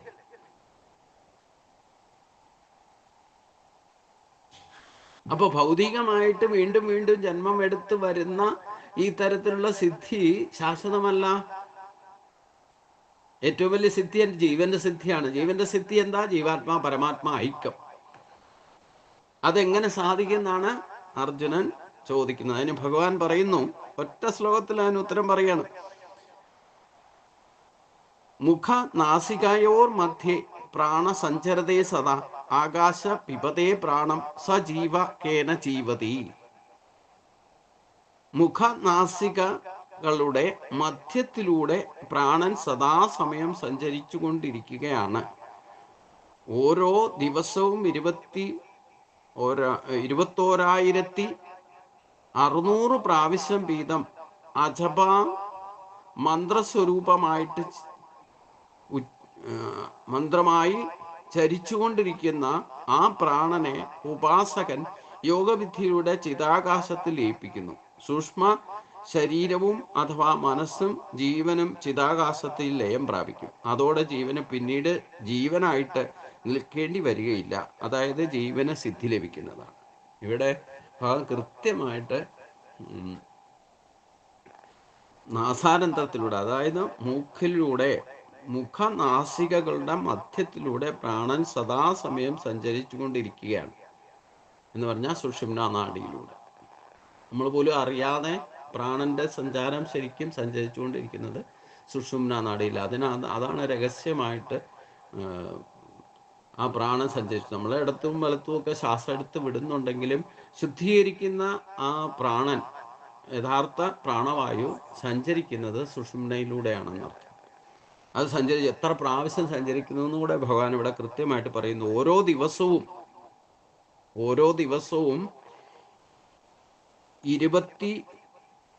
21,600 പ്രാവശ്യം ജപിക്കുന്ന മന്ത്രം കൊണ്ട്, ആ ജപാജപ മന്ത്രം സ്വരൂപമായി ചരിച്ചുകൊണ്ടിരിക്കുന്ന ആ പ്രാണനെ ഉപാസകൻ യോഗവിദ്യയിലൂടെ ചിതാകാശത്തിൽ ലയിപ്പിക്കുന്നു. സൂക്ഷ്മ ശരീരവും അഥവാ മനസ്സും ജീവനും ചിതാകാശത്തിൽ ലയം പ്രാപിക്കും. അതോടെ ജീവന് പിന്നീട് ജീവനായിട്ട്, അതായത് ജീവാത്മാവായിട്ട് നിലനിൽക്കേണ്ടി വരികയുമില്ല. അതാണ് ജീവന സിദ്ധി എന്ന് പറയുന്നത്. അപ്പോൾ ഇത് തന്നെയാണ് ഈ യോഗവിദ്യയിലൂടെ ഇടത്തും വലത്തും സഞ്ചരിച്ചു കൊണ്ടിരിക്കുന്ന പ്രാണനെ സുഷുമ്നയിലൂടെ തന്നെ സഞ്ചരിപ്പിക്കാൻ നമ്മൾ പ്രാക്ടീസ് ചെയ്യും. എന്ന് വെച്ചാൽ അതിലൂടെയാണ്, അല്ലാതെ തന്നെ ഓട്ടോമാറ്റിക് എല്ലാവരുടെയും പ്രാണൻ സഞ്ചരിച്ചു കൊണ്ടിരിക്കുന്നത് സുഷുമ്നാ നാഡിയിലൂടെ തന്നെയാണ്. പക്ഷേ അതിന് 30-40% വരെ പ്രവർത്തിച്ചാൽ മതി ജീവനെ ശരീരത്തിന് ആയുസനുസരിച്ചുകൊണ്ട് നിലനിർത്താൻ സാധിക്കും സാധാരണ ശ്വാസഗതിയിൽ. അതൊക്കെയാണ് നമ്മൾ ഉറക്കത്തിലും ചെയ്തുകൊണ്ടിരിക്കുന്നത്. അപ്പം ഇത് 21,600 പ്രാവശ്യം അജപാജപത്തിലൂടെ ഇത് സാധാരണഗതിയിൽ സഞ്ചരിക്കുന്നുണ്ട്.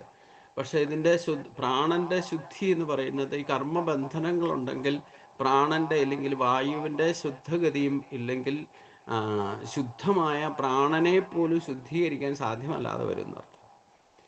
മലിനപ്പെട്ടാൽ പിന്നെ അത് ബന്ധനത്തെ ഇടത്തും വലത്തോട് സഞ്ചരിക്കുന്നത് കൂടുതൽ കപ്പാസിറ്റിയിലുള്ള നമ്മുടെ പ്രാണൻ ഈ 21,600 പ്രാവശ്യം ശ്വാസം എടുത്തു വിടുകയും ചെയ്യുന്നുണ്ടെങ്കിൽ ഒരു ദിവസത്തെ പറയുന്നത്. അപ്പം ആ ഒരു ശ്വാസഗതി നടക്കുന്നുണ്ടെങ്കിലും കൂടുതൽ സഞ്ചരിക്കുന്നത് ഇപ്പോൾ ഒരു 10% ശ്വാസം പോലും സുഷുമ്നയിലൂടെ സഞ്ചരിക്കുന്നുള്ളൂ. ബാക്കി ഇടത്തും വലത്തൂടെയും വന്നു പോയിക്കൊണ്ടിരിക്കും. അതാണ് കപ്പാസിറ്റി കുറവാണെന്ന് പറഞ്ഞത്. അപ്പോൾ സാധാരണ ഗതിയിൽ സാധാരണ ജീവിക്കാൻ അത് മതി. ഒരു 10% ആണ് ബ്രെയിൻ്റെ സെല്ലുകൾ പോലും നമ്മുടെ ടോട്ടലിലുള്ള കപ്പാസിറ്റിയുടെ 10% മെമ്മറി പവർ പോലും പ്രവർത്തിക്കുന്നുള്ളൂ. ബാക്കി സെല്ലുകളൊക്കെ അടഞ്ഞു കിടക്കുക. അപ്പം അതുകൊണ്ട് ഈ പ്രാണന്റെ പ്രണവമന്ത്രത്തിലൂടെ തന്നെ അതിൻ്റെ വൈബ്രേഷൻ കൂട്ടി തലമുടി നാരിൻ്റെ വലിപ്പത്തിലുള്ള ചെറിയ ചെറിയ നാഡികളൊക്കെ ബ്രെയിനിലുണ്ട്. അതൊക്കെ വൈബ്രേഷൻ കൊണ്ട് ഉണർന്ന് പ്രവർത്തിക്കാൻ തുടങ്ങുമ്പോഴാണ് നമ്മുടെ മെമ്മറി പവറും ഗ്രാഫിംഗ് പവറും ഒക്കെ കൂടുക. സാധാരണ നിലയിൽ നിന്ന് ഉയർത്തിക്കൊണ്ടുവരണം എന്നർത്ഥം. അതാണ് അതിനെയൊക്കെ പോഷിപ്പിക്കാൻ ഭഗവാൻ പറയുന്നത്. അത് മന്ത്രജപത്തിലൂടെ സാധിക്കും. അത് മന്ത്രം സാധാരണ ശബ്ദബ്രഹ്മത്തെ ആശ്രയിച്ചുകൊണ്ട് ജപിച്ച് ജപിച്ച് ജപിച്ച് ഒരു പക്വത വരുമ്പോഴാണ് നമുക്ക് അജപാജപത്തിലേക്ക് എത്താൻ സാധിക്കും. അജപാജപത്തിലേക്ക് എത്തുമ്പോഴാണ് ശരിക്കും നമ്മൾ സുഷുമ്നയുടെ പ്രാണം സഞ്ചരിക്കാൻ തുടങ്ങുക. അത് സാധിക്കാതിരുന്നാൽ അജപാജപത്തിൽ എന്ന് പറഞ്ഞാൽ ജപിക്കാതെ ജപിക്കുക, ഊണിലും ഉറക്കത്തിലും നമ്മുടെ രോമകൂപങ്ങൾ പോലും നാമം ജപിക്കാൻ തുടങ്ങുന്ന അത്ര ശ്രേഷ്ഠമാണ്. പണ്ട് ഈ അർജുനൻ തന്നെ ഒരു അനുഭവമുണ്ട്. ഞാൻ പലപ്പോഴും പല പ്രാവശ്യം പറഞ്ഞിട്ടുണ്ട്. പക്ഷെ എത്ര പ്രാവശ്യം പറഞ്ഞാലും അത് ഒന്നും കുറവല്ല. കാരണം പല പ്രാവശ്യം കേട്ടാലേ അതിൽ നമുക്ക് ബോധം ഉണ്ടാവും ഉറക്കണം എന്നുണ്ടെങ്കിൽ. ഇപ്പൊ അജപാജപം എന്ന് പറയുന്നത് തന്നെ, അജപാജപം ജപിക്കാതെ ജപിക്കുന്ന അവസ്ഥ ക്രിയേറ്റ് ആകണമെങ്കിൽ പോലും നമ്മുടെ ഇടത്തിലൂടെയും വലത്തിലൂടെയും പോകുന്ന ശ്വാസത്തെ സുഷുമ്നയിലൂടെ സഞ്ചരിക്കുമ്പോൾ മാത്രമേ, ആ ഒരു കപ്പാസിറ്റിയിൽ മാത്രമേ അജപാജപത്തിലേക്ക് നമുക്ക് എത്താൻ സാധിക്കൂ. ജപിക്കാതെ ജപിക്കുന്ന ഒരവസ്ഥ. അർജുനൊക്കെ ആ ഒരു സ്ഥിതിയിലൊക്കെ എത്തിയിട്ടുണ്ട്. അതുകൊണ്ടാണ് ഇങ്ങനെയുള്ള ചോദ്യമൊക്കെ ഭഗവാനോട് ചോദിക്കുന്നത്. അവിടെയാണ് ജിജ്ഞാസുവാകുക എന്നർത്ഥം. അപ്പം അർജുനൻ പണ്ടേ അജപാജപത്തിലേക്ക് എത്തിയിരുന്നു. രോമകൂപങ്ങളിൽ നിന്ന് വരെ കിടന്നുറങ്ങുമ്പോൾ വരെ അദ്ദേഹത്തിൻ്റെ ഭഗവാനെപ്പെട്ടുള്ള നാമജപം കേട്ടിരുന്നു എന്നാണ് പറയുന്നത്. പ്രണവമന്ത്രധ്വനി കേട്ടിരുന്നു എന്നാണ് പറയുന്നത്. അതായത് ദ്വാരകയിലേക്ക് തിരിച്ചു പോകുമ്പോൾ അർജുനാണ് സാരഥിയായിട്ട് ഭഗവാനെ ഈ യുദ്ധമൊക്കെ കഴിഞ്ഞിട്ട് പോകുമ്പോൾ കൊണ്ടുപോകുന്നത്. അവിടെ ചെന്നിട്ട് അർജുനെ അതിഥിയായിട്ട് അതിഥി മന്ദിരത്തിൽ താമസിപ്പിച്ചു. എന്നിട്ട് സത്യഭാമയോടും രുക്മിണിയോടും ഭക്ഷണം തയ്യാറാക്കാൻ പറഞ്ഞു. അതിഥിക്കും കൂടെ ഭക്ഷണം റെഡിയായിട്ട് ഒന്നിച്ചിരുന്നേ കഴിക്കുള്ളൂ എന്നൊക്കെ പറഞ്ഞു ഭഗവാൻ. അപ്പം രുക്മിണിയും സത്യഭാമയും കൂടെയാണ് അതിഥിയെ സൽക്കരിക്കാൻ വേണ്ടിയിട്ട് ഭക്ഷണമൊക്കെ തയ്യാറാക്കുന്നത്. അപ്പോൾ ഭക്ഷണം റെഡിയായി കഴിഞ്ഞപ്പം സത്യഭാമയും രുക്മിണിയും കൂടെ വന്നിട്ട് പറഞ്ഞു, ഭക്ഷണം റെഡിയാണ്, എന്നാൽ നമുക്ക് കഴിക്കാം എന്ന് ഭഗവാനോട് പറഞ്ഞു അർജുനെ വിളിച്ചുകൊണ്ട് വരുമെന്ന് പറയും. അപ്പോൾ ആദ്യം പോകുന്നത്, എന്നാൽ ഞാൻ പോയി വിളിച്ചുകൊണ്ട് വരാമെന്ന് പറഞ്ഞുകൊണ്ട് സത്യഭാമ ആദ്യം പോകുന്നത്. അപ്പോൾ അവിടെ ചെല്ലുമ്പോൾ അർജുനൻ അതിഥി മന്ദിരത്തെ സുഖമായിട്ട് കിടന്ന് ഉറങ്ങാണ്. ഈ ഉറങ്ങുമ്പോഴും സത്യഭാമ നോക്കുമ്പം ഈ അർജുനൻ്റെ ഓരോ രോമകൂപങ്ങളിൽ നിന്ന് പോലും പ്രണവമന്ത്രധ്വനി പുറത്തേക്ക് വരിക. അത് വളരെ ഭാവരാഗ താളങ്ങൾ അനുസരിച്ചുകൊണ്ട് വളരെ സൂക്ഷ്മമായിട്ട് നമുക്കത് കേൾക്കാൻ തന്നെ സാധിക്കണമെങ്കിൽ, ആ നാദബ്രഹ്മത്തെ കേൾക്കണമെങ്കിൽ പോലും അത്ര ഭക്തിയുടെ പ്രഭാവത്തിൽ, ഇവിടെ ഭഗവാന്റെ എടാപിങ്കള നാഡീസ്ഥാനത്ത് നിൽക്കുന്നവരാണ് രുക്മിണിയും സത്യഭാമ. അതുകൊണ്ട് രുക്മിണിക്ക് ആ ഭക്തിയുടെ ശ്രേഷ്ഠതയും പഴയ ഇഷ്ടദാനത്തിൻ്റെ ഒക്കെ പ്രശ്നമൊക്കെ തീർത്തിട്ട് ആ അഹങ്കാരമൊക്കെ പോയിട്ട് ശരിക്കുള്ള ഭക്തിയിലേക്ക് വന്നിട്ടുണ്ട് സത്യഭാമ. അതുകൊണ്ട് ആ ഒരു ലെവലിലേക്ക് എത്തിയതുകൊണ്ട് ഈ അജപാജപത്തിന്റെ മഹത്വം അവിടെ ആസ്വദിച്ച് അവിടെ നിന്നുപോയി. ഈ പ്രണവമന്ത്രധ്വനി അർജുനന്റെ രോമകൂപങ്ങളിൽ നിന്ന് പോലും കേൾക്കാൻ തുടങ്ങി. അത് ഭാവരാഗ താളങ്ങൾ അനുസരിച്ചുകൊണ്ട്, പ്രാപഞ്ചികമായ താളത്തിനനുസരിച്ചുകൊണ്ട് ജപിക്കുന്നത് കേട്ടപ്പോൾ അവിടെ നിന്നുപോയി, ലയിച്ച് നിന്നുപോയി. എന്തിനാണ് താൻ വന്നത് എന്ന് പോലും മറന്നിട്ട് സത്യഭാമ അവിടെ നിന്നു. കുറെ നേരം കഴിഞ്ഞിട്ടും ഭഗവാൻ ഞാൻ വിളിക്കാൻ പോയ ആളെ കാണാനില്ല എന്ന് പറഞ്ഞിട്ട് പിന്നെ ആദ്യം രുക്മിണിയോട് പറയും, രുക്മിണി എന്ന് പോയി നോക്കൂ എന്ന് പറയും. രുക്മിണി ചെല്ലുമ്പോഴും ഈ പ്രകർഷണ ഭക്തിയുടെ ആദ്യത്തെ പ്രകടഭാവം രുക്മിണിയാണ് പ്രകടമാക്കിയത്. അവിടെ ചെന്നപ്പം സത്യഭാമയെല്ലാം ലയിച്ചിരിക്കുക, ശരിക്കും സമാധി സ്ഥിതിയിലായിരിക്കണേ, ബ്രഹ്മനാഥം കേട്ടോണ്ട്. അപ്പൊ അവിടെ ചെന്നപ്പം രുക്മിണിയും അത് കേട്ട് കഴിഞ്ഞപ്പോൾ രുക്മിണിക്കും കേൾക്കാൻ സാധിച്ചു. ആ ബ്രഹ്മനാഥം കേട്ട് കഴിഞ്ഞപ്പോൾ രുക്മിണി അത് ലയിച്ച് അവിടെ ഇരുന്നു. അർജുനൻ കിടന്ന് ഉറങ്ങുകയാണ്. എന്നിട്ട് ഓരോ രോമകൂപങ്ങളിൽ നിന്ന് പോലും അജപാജപദത്തിൽ പ്രണവ മന്ത്രധ്വനി മുഴങ്ങുകയാണ്, ഭാവരാഗതാളങ്ങനുസരിച്ചുകൊണ്ട്. അപ്പം വിളിക്കാൻ പോയ ആള് രണ്ടാമത്തെ ആളെയും വിട്ടിട്ട് കാണുന്നില്ല. അവസാനം ഇനി എന്ത് ചെയ്യും, ഞാൻ തന്നെ പോണോന്ന് വിചാരിച്ചുകൊണ്ട് നിൽക്കുമ്പോൾ അവിചാരിതമായിട്ട് അവിടെ നാരദർ പ്രത്യക്ഷപ്പെട്ടു. എന്തോ സദ്യക്ക് ഒരുക്കി വെച്ചിട്ടുണ്ടോ, എല്ലാവർക്കും വിളമ്പി വെച്ചിട്ടുണ്ടോ, അതിഥി ആരാ ഉള്ളേ, എന്താ കഴിക്കാതിരിക്കണേ എന്നൊക്കെ നാരദരിങ്ങനെ കുശല പ്രശ്നമൊക്കെ ചോദിച്ചു കഴിഞ്ഞാൽ ഭഗവാൻ പറഞ്ഞു, അതെ അതിഥിയായിട്ട് വന്നിരിക്കുന്നത് നമ്മുടെ അർജുനൻ തന്നെയാണ്. പക്ഷേ ഭക്ഷണമൊക്കെ റെഡിയായി വിളിച്ചോണ്ട് വരാൻ വേണ്ടിയിട്ട് ആദ്യം ഒരാൾ പോയി, കാണാനില്ലാത്തപ്പോൾ മറ്റേ ആളെ പറഞ്ഞു വിട്ടു. അപ്പൊ രണ്ടാമത് പോയ ആളെയും കാണുന്നില്ല. എന്താ അവിടെ സംഭവിച്ചതെന്ന് അറിയില്ല, വിളിക്കാൻ പോയ ആൾക്കാരെ ഒന്നും കാണുന്നില്ല. ഇവര് വന്നിട്ട് വേണം എനിക്ക് കഴിക്കാനും എന്ന് പറഞ്ഞു. എന്നാ ഞാൻ പോയി നോക്കാമെന്നും പറഞ്ഞു നാരദര് അർജുനൻ കിടക്കുന്ന ആ സ്ഥലത്തേക്ക് ചെല്ലും. അവിടെ ചെല്ലുമ്പോഴും ഇവര് സമാധിസ്ഥരാ, രുക്മിണി അതെ, സത്യഭാമ അതെ. എന്താന്ന് നോക്കുമ്പോഴാണ് നാരദര് ശ്രദ്ധിച്ച് നോക്കുമ്പം ഈ അർജുനന്റെ ശരീരത്തിൽ നിന്ന് അജപാജപത്തില് പ്രണവമന്ത്രധ്വനിയാണ് കേൾക്കുന്നത്, അഭാവരാഗ താളങ്ങൾ അനുസരിച്ചു കൊണ്ട് നിൽക്കുന്നത്. അപ്പം നാരദരും തൻ്റെ കയ്യിലുള്ള വീണയും മീട്ടിക്കൊണ്ട് അതിൽ ലയിച്ച് അവിടെ ഇരുന്നു. മൂന്നാമത്തെ ആളും വിളിക്കാൻ പോയിട്ട് കാണാതെ ആയപ്പോൾ പിന്നെ ഭഗവാൻ തന്നെ വന്നു. ഇവിടെ എന്താ സംഭവിക്കണമെന്നാണ് അവിടെ ചെല്ലുമ്പോഴാണ് അറിയണത്, ഇവരൊക്കെ ആ നാദബ്രഹ്മത്തിൽ ലയിച്ചിരിക്കുക, നാരദരടക്കം. അപ്പോഴാണ് ഈ അജപാജപത്തിലൂടെ അർജുനന്റെ ഭക്തിയുടെ പ്രഭാവം ഭഗവാൻ പോലും മനസ്സിലാക്കുന്നതെന്നർത്ഥം. ഇത്രയധികം ഭക്തിയുടെ പ്രഭാവം അർജുനനിലൂടെ സ്ഫുരിക്കുന്നുണ്ടെന്നുള്ളത് ഭഗവാന് പ്രത്യക്ഷത്തിൽ, ഇതാണ് നമുക്ക് എത്ര ഭക്തി ഉണ്ടെന്ന് പറഞ്ഞാലും ഈശ്വരന് ബോധ്യം വരണം.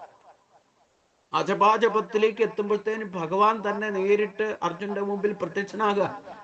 ബാക്കി ഉപാധികളെയൊക്കെ വിളിച്ചുകൊണ്ട് വരാൻ വിട്ടിട്ടും അവിടെ ഭഗവാന്റെ അടുത്തേക്ക് വരാൻ ആളെ പറഞ്ഞു വിട്ടിട്ട് പോലും അവര് പോലും ഭക്തിപ്രഭാവത്താൽ ഈ മനുഷ്യന്റെ മുമ്പിൽ അവിടെ ഇരുന്നു പോയി. ഇതാണ് അധിഷ്ഠാന ദേവതകളുടെ പ്രഭാവം. എവിടെ പ്രകടമാകുന്നോ അവിടെ ഒരു ശക്തിക്കും അതിനെ ജയിക്കാൻ സാധ്യമല്ല. അതിൽ തന്നിലേക്ക് തന്നെ ആകർഷിച്ചുകൊണ്ടിരിക്കും എന്ന് ഭഗവാൻ പറഞ്ഞത് അതുകൊണ്ടാണ്. അവസാനം ഭഗവാൻ ഭക്തന്റെ മുമ്പിൽ പ്രത്യക്ഷനാകുക. അപ്പോഴാണ് ഭഗവാന് തന്നെ ഈ അർജുനന്റെ മഹത്വം, അജപാജപത്തിന്റെ മഹത്വം ഇവിടെ അർജുനന് പറഞ്ഞു കൊടുക്കുമ്പം ആ ശ്രേഷ്ഠത ഭഗവാൻ അർജുനിലൂടെ കണ്ടിട്ടുണ്ടെന്നർത്ഥം. അപ്പം അർജുൻ അറിയാൻ പാടില്ലാത്ത കാര്യമല്ല, നീ അജപാജപം ശീലിച്ചിട്ടുണ്ട്, അതേ ജപത്തിലൂടെ നിന്റെ ജീവനെ മുക്തിയിലേക്ക് എത്തിക്കാം എന്നിവിടെ ഭഗവാൻ പറഞ്ഞു കൊടുക്കുമ്പം അത് പെട്ടെന്ന് അനുഭവിച്ചറിഞ്ഞവർക്ക് പെട്ടെന്ന് ക്ലിക്കാവും. അല്ലാതെ എത്ര പറഞ്ഞാലും നമുക്കിപ്പോ അജപാജപം എന്ന് പറഞ്ഞു കഴിഞ്ഞാൽ എങ്ങനെയാ അജപാജപം സാധിക്കോ? അത് സാധിക്കോ? ജപിക്കാതെ ജപിക്കുന്ന ഒരവസ്ഥ. ഇത് കുറേശ്ശൊക്കെ എനിക്കിപ്പോ പ്രാക്ടീസായി വരുന്നുണ്ട്. ചില മന്ത്രങ്ങൾ, 1-2 മന്ത്രങ്ങൾ ദീക്ഷ തന്നിരിക്കുന്നതൊക്കെ നമുക്ക് സൈലന്റ് ആയിട്ടിരിക്കുമ്പോഴും ഉള്ളിൽ നിന്ന് തന്നെ ഇങ്ങനെ വരാൻ തുടങ്ങിയിട്ടുണ്ട് കുറേശ്ശെ. എപ്പോഴും ഒരേപോലെ നിൽക്കാൻ സാധിച്ചില്ല, പക്ഷെ എപ്പോഴും നിൽക്കണം. അതാണ് 26,600 26,100 എത്രയാ നമ്പർ പറഞ്ഞത് ഭഗവാൻ? നമ്മൾ ഒരു ദിവസം ശ്വാസം എടുക്കുന്ന ഓരോ ദിവസവും 21,000 അതായത് 21,600 പ്രാവശ്യം ഒരു ദിവസം ശ്വാസം എടുത്ത് വിടുന്നുണ്ട്. അത് അധികവും സഞ്ചരിക്കുന്നത് ഇടതും വലതിലൂടെയാണ്. ആ ശ്വാസം അതിന്റെ പെർസെൻറ്റേജ് വർദ്ധിപ്പിച്ച് സുഷുമ്നയിലൂടെ തന്നെ സഞ്ചരിക്കാൻ തുടങ്ങുമ്പോൾ മാത്രമേ അജപാജപം സാധ്യമാകൂ എന്നർത്ഥം. ഇതെങ്ങനെയാ തിരിച്ചറിയാന്ന് വിഷമിക്കൊന്നും വേണ്ട. നമുക്കിപ്പം ജപിക്കാതെ ഒരു മന്ത്രം ജപിക്കാൻ സാധിക്കും, നിരന്തരം ജപിക്കാൻ സാധിക്കും, ഓരോ ശ്വാസത്തിലും ജപിക്കാൻ സാധിക്കുന്നുണ്ടെങ്കിൽ നമ്മുടെ പ്രാണൻ സുഷുമ്നയിലൂടെയാണ് സഞ്ചരിക്കുന്നതെന്ന് മനസ്സിലാക്കിക്കോളൂ. ഇല്ലെങ്കിൽ നമ്മുടെ 30-40% സാധാരണ ശ്വാസഗതിയിൽ ഓക്സിജൻ പ്രാണവായു നമ്മൾ ഉപയോഗിക്കുന്നുള്ളൂ എന്ന് പറഞ്ഞു. ഇനി കുറേശ്ശെ പ്രാണായാമവും നാഡീശുദ്ധി പ്രാണായാമവും ഒക്കെ ശീലിച്ചാൽ അത് 50-60% എത്തുമ്പോൾ തന്നെ നമ്മുടെ ഓജസ്സും തേജസ്സും ഈ പറയുന്ന ഇന്ദ്രിയ ശക്തികളും ഗുണദോഷങ്ങളെ തിരിച്ചറിയുള്ള ശക്തിയും ഒക്കെ നമ്മുടെ കഴിവുകൾ വർദ്ധിക്കുന്നത്, ഉയർത്തിക്കൊണ്ട് വരുന്നത് നമ്മൾ തന്നെ തിരിച്ചറിയാം. ഗുണദോഷങ്ങളെ തിരിച്ചറിയാൻ വേണ്ട വിധത്തിൽ നമ്മുടെ സ്വഭാവ ശുദ്ധീകരണം നടക്കുന്നതും കൃത്യമായിട്ട് കാര്യങ്ങൾ ചെയ്യാനൊക്കെ തുടങ്ങുന്നുണ്ടെങ്കിൽ, കൃതകൃത്യത നമ്മളിൽ വരുന്നുണ്ടെങ്കിൽ അത് ഈ പ്രാണന്റെ ശക്തി വർദ്ധിക്കാൻ തുടങ്ങിയെന്ന് മനസ്സിലാക്കാം. അപ്പോഴും സുഷുമ്നയുടെ സഞ്ചരിക്കാൻ തുടങ്ങില്ല. ഇടത്തിലും വലത്തിലും ഞാൻ പറഞ്ഞല്ലോ, നമ്മൾ രാവിലെ എഴുന്നേൽക്കുമ്പം 2 മൂക്കിലൂടെ ബാലൻസ് ചെയ്താണ് ശ്വാസം സഞ്ചരിക്കുന്നതെങ്കിൽ നമ്മുടെ ശരീരം ആരോഗ്യ ദൃഢഗാത്രമാണെന്ന് മനസ്സിലാക്കാം. ഇടത്തിനോ വലത്തിനോ എന്തെങ്കിലും തടസ്സം പ്രതിബന്ധമുണ്ടെങ്കിൽ അതിൻ്റെ ഓപ്പോസിറ്റ് സൈഡിലേക്ക് എന്തെങ്കിലും പ്രശ്നമുണ്ടാകും. ഇടത്തെ മൂക്കിനാണ് തടസ്സമെങ്കിൽ വലത്തെ സൈഡും, വലത്തെ മൂക്കിനാണ് തടസ്സമെങ്കിൽ ഇടത്തെ സൈഡിനും എന്തെങ്കിലും ശാരീരിക നേർക്കൊട്ടോ അസ്വസ്ഥതയോ കഫത്തിലോ 3 തരത്തിലുള്ള ദോഷങ്ങളുണ്ടല്ലോ, കഫം, പിത്തം, വാദം എന്ന് പറയുന്നത്. ഈ 3 തരത്തിൽ ഏതെങ്കിലും ഒരു തടസ്സം ഉണ്ടാകുന്നു. അപ്പം നമുക്ക് നിരന്തരം ദിവസവും ശ്വാസഗതി ഇടത്തിലും വലത്തിലൂടെ ബാലൻസ് ചെയ്താ പോകുന്നതെന്നുണ്ടെങ്കിൽ അപ്പോൾ 21,600 പ്രാവശ്യം ശ്വാസം എടുക്കുമ്പോഴും അതിൽ 99% ശ്വാസവും ഇടത്തിലൂടെയും വലത്തിലൂടെയും ആയിരിക്കും വന്നു പോകുക. സാധാരണ മനുഷ്യന്റെ ഭക്തിയുള്ളവർക്ക് പോലെ ഈ തിരിച്ചറിവുണ്ടാവുള്ളൂ. അതിൻ്റെ പെർസെൻറ്റേജ് ഇടത്തിലൂടെയും വലത്തിലൂടെയും വന്നു പോകുന്നതിനെ സുഷുമ്ന നാഡിയിലൂടെ സഞ്ചരിക്കാൻ തുടങ്ങുമ്പോഴാണ് പുണ്യവും പാപവും ഇല്ലാത്ത ശുദ്ധാവസ്ഥ വരും. അപ്പോഴേ നമുക്ക് അജപാജപത്തിലേക്ക് എത്താനും സാധിക്കും. ഇതൊന്നും ഒരു പ്രാക്ടീസും ഒരാളുടെ അടുത്ത് പോയിട്ട് ട്രെയിനിങ് കിട്ടിയിട്ട് പറയുന്ന കാര്യങ്ങളല്ല. ഞാൻ ഗുരുവായൂരപ്പൻ്റെ അനുഗ്രഹം കൊണ്ട് ഈ ഒരു ശ്ലോകം പറയുമ്പം വിവേചിച്ച് തന്നിൽ നിന്ന് ഈ നിമിഷം എൻ്റെ ഉള്ളിൽ നിന്ന് വരുന്നതാ. ഞാനൊരു പ്രിപ്പറേഷൻ ചെയ്തിട്ടില്ല അതേപ്പറ്റി. ഇതിനു മുമ്പ് 3 പ്രാവശ്യം മറ്റേ ഈ അധ്യായം അല്ലെങ്കിൽ ഈ ഗീത, ഉത്തരഗീത ഞാൻ വായിച്ചിട്ടുണ്ടെങ്കിലും അന്നേരം ഒന്നും തോന്നാത്ത കാര്യങ്ങളാണ് ഇപ്പോൾ എനിക്ക് തോന്നുന്നത് ഞാൻ പറയുന്നത്. അപ്പം ഞാൻ ആദ്യം തന്നെ പറഞ്ഞിട്ടുണ്ട്, ഭഗവാന്റെ 16,108 ഭാര്യമാരെ ഭഗവാൻ വിവാഹം കഴിച്ചതായിട്ട് പറയുന്നുണ്ടെങ്കിൽ പഞ്ചഭൂതാത്മകമായ ശരീരത്തിലെ പുരുഷനാണ് ശ്രീകൃഷ്ണൻ. 100% അധിഷ്ഠാന ദേവതകളും ഇല്ല ഇന്ദ്രിയ ശക്തികളും പെർഫെക്റ്റ് ആയിട്ട് പ്രവർത്തിക്കുന്ന ഒരു ശരീരമാണ് ഭഗവാനുള്ളത്. അതിലെ 72,72,72,10,201 നാഡികളാണ് ഒരു മനുഷ്യ ശരീരത്തിലുള്ളത്. അത് 100% പെർഫെക്റ്റ് ആയിട്ട് പ്രവർത്തിക്കുന്ന ആളായിരുന്നു ഭഗവാൻ, പൂർണ്ണ മനുഷ്യൻ. 64 കലകളും പ്രവർത്തിച്ചിരുന്നു. ആ 64 കലകളും ശരീരത്തിലൂടെ പ്രവർത്തിപ്പിക്കുന്ന ആളായതുകൊണ്ടാണ് ഗുരുകുലവാസത്തിൽ 64 ദിവസം കൊണ്ട് സർവ്വവിദ്യാസമ്പന്നനായിട്ട് മാറിയത്. നമ്മുടെ കയ്യിൽ എന്തെങ്കിലും കഴിവില്ലെങ്കിൽ അതൊന്നും നമുക്ക് ഗ്രഹിക്കാൻ സാധ്യമല്ല. കേവലം 64 ദിവസത്തെ വിദ്യാഭ്യാസമുള്ളൂ ഭഗവാൻ. എന്തിനാ? നമ്മളെ ഇത് കാണിച്ചു തരാൻ വേണ്ടിയിട്ട്, അല്ലാതെ ഭഗവാന് സാന്നിധ്യം മാത്രം കൊണ്ട് ഈ പറയുന്നതൊക്കെ പ്രകടമാണ്. അപ്പം അതിൽ ഏറ്റവും പ്രധാനപ്പെട്ട നാഡികളാണ് 72,000. അത് ഇനി അടുത്ത അധ്യായത്തിലേക്ക് വരുമ്പോൾ 72,000 എനിക്ക് തന്നെ സംശയം ഉണ്ടായിരുന്നു. 72,000 നാഡികളെന്ന് പറയുന്നുണ്ട്. അത് എവിടെയാണ് പറയുന്നതെന്നുള്ളത് ഡോക്യുമെൻ്ററി പ്രൂഫ് കിട്ടാതിരിക്കുകയായിരുന്നു. ഉത്തരഗീത വായിക്കുമ്പോൾ അതും പ്രൂഫ് അടുത്ത അധ്യായത്തിൽ പറയുന്നുണ്ട് 72,000 നാഡിയെ പറ്റി. അപ്പം നമ്മൾ ഒരു ദിവസം ശ്വാസം എടുക്കുന്നത് എത്രയാണെന്നും ഇവിടെ കൃത്യമായിട്ട് കണക്ക് പറയുന്നുണ്ട്. 21,600 പ്രാവശ്യമാണ് ശ്വാസം എടുത്തു വിടുന്നത്. അതിൽ 90% അതായത് 72,000 നാഡികളാണ് പ്രധാനപ്പെട്ടതെന്ന് പറഞ്ഞു. അതിലേറ്റവും ഇമ്പോർട്ടൻ്റ് നാഡികളാണ് 16,108 നാഡികൾ. അതിലേറ്റവും പ്രധാനപ്പെട്ട നാഡികളാണ് 8 നാഡികൾ. അതാണ് അഷ്ടഭഗ്നിമാരുടെ സ്ഥാനത്ത് ഭഗവാന്റെ അടുത്ത് നിൽക്കുന്നത്. ഇനി 8 നാഡികളിലും ഏറ്റവും പ്രധാനപ്പെട്ടതാണ് ഇടതും വലത്തും നിൽക്കുന്ന സത്യഭാമയും രുക്മിണി. ഇതാണ് ഇട പിങ്കള എന്ന 2 നാഡികൾ. ഇതിൽ ഈ രണ്ടിനെയും ആശ്രയിച്ചുകൊണ്ട് ജീവനെ നിലനിൽക്കാം. ഇടതും വലത്തിനെ ആവശ്യമുണ്ട് ശരീരത്തിൽ ജീവനെ നിലനിൽക്കാം. പക്ഷേ നമ്മുടെ പ്രാണനിലൂടെ തന്നെ സഞ്ചരിക്കുക. പ്രാണൻ നിൽക്കുന്ന സ്ഥലത്തിൽ ആ പ്രാണനെ തന്നെ സഞ്ചരിപ്പിക്കണം സെൻട്രൽ പവറിലൂടെ. അതാണ് സുഷുമ്നാ നാഡിയിലൂടെ സഞ്ചരിപ്പിക്കണം എന്ന് പറയുന്നത്. അപ്പോഴേ ശുദ്ധി. ഇടതും വലതും എന്താ കുഴപ്പമെന്ന് ചോദിച്ചു കഴിഞ്ഞാൽ പുണ്യപാപങ്ങളുടെ പ്രതീകാത്മകമായിട്ടാണ് ഇടതും വലത്തിൻ്റെയും ബാലൻസ് നിലനിൽക്കുന്നത്. അതാണ് നേരെ ഓപ്പോസിറ്റാണ് ബാലൻസ് എന്ന് പറയാനും ഇതാ. അപ്പം പുണ്യം കൂടിയാലും അത് പാപത്തിനെ ബാധിക്കും, ഇല്ലെങ്കിൽ പാപം ചെയ്യാനായിട്ട്. ഇനി പാപമാണ് ചെയ്യുന്നെങ്കിലോ അത് പുണ്യത്തെയും ബാധിക്കും. പാപം കൂടിയാലും പുണ്യം ചെയ്യാനിട വരും. ഇത് രണ്ടും നമ്മുടെ ബാലൻസ് തെറ്റിക്കും. അതാണ് ഇടതും വലത്തും എന്ന് പറയുന്നത്. അപ്പൊ ഇടതും വലത്തിനെയും കൺട്രോൾ ചെയ്ത് സുഷുമ്നയിലൂടെ സഞ്ചരിക്കാൻ തുടങ്ങുമ്പോഴാണ് നമുക്കൊരു മന്ത്രം പോലും അജപാജപം അനുസരിച്ച് ജപിക്കാതെ ജപിക്കുന്ന ഒരവസ്ഥയിലേക്ക് എത്താനും സാധിക്കൂ എന്നർത്ഥം. അതാണ് ആ അജപാജപത്തിലേക്ക് എത്തുമ്പോഴാണ് നമ്മുടെ പ്രാണനെ നമ്മൾ ഉദ്ദേശിക്കുന്നത് പോലെ നേരെ സുഷുമ്നയിലൂടെ കടത്തി സഹസാര പത്മം വഴി നിർഗമിപ്പിക്കാനും സാധിക്കുന്നത്.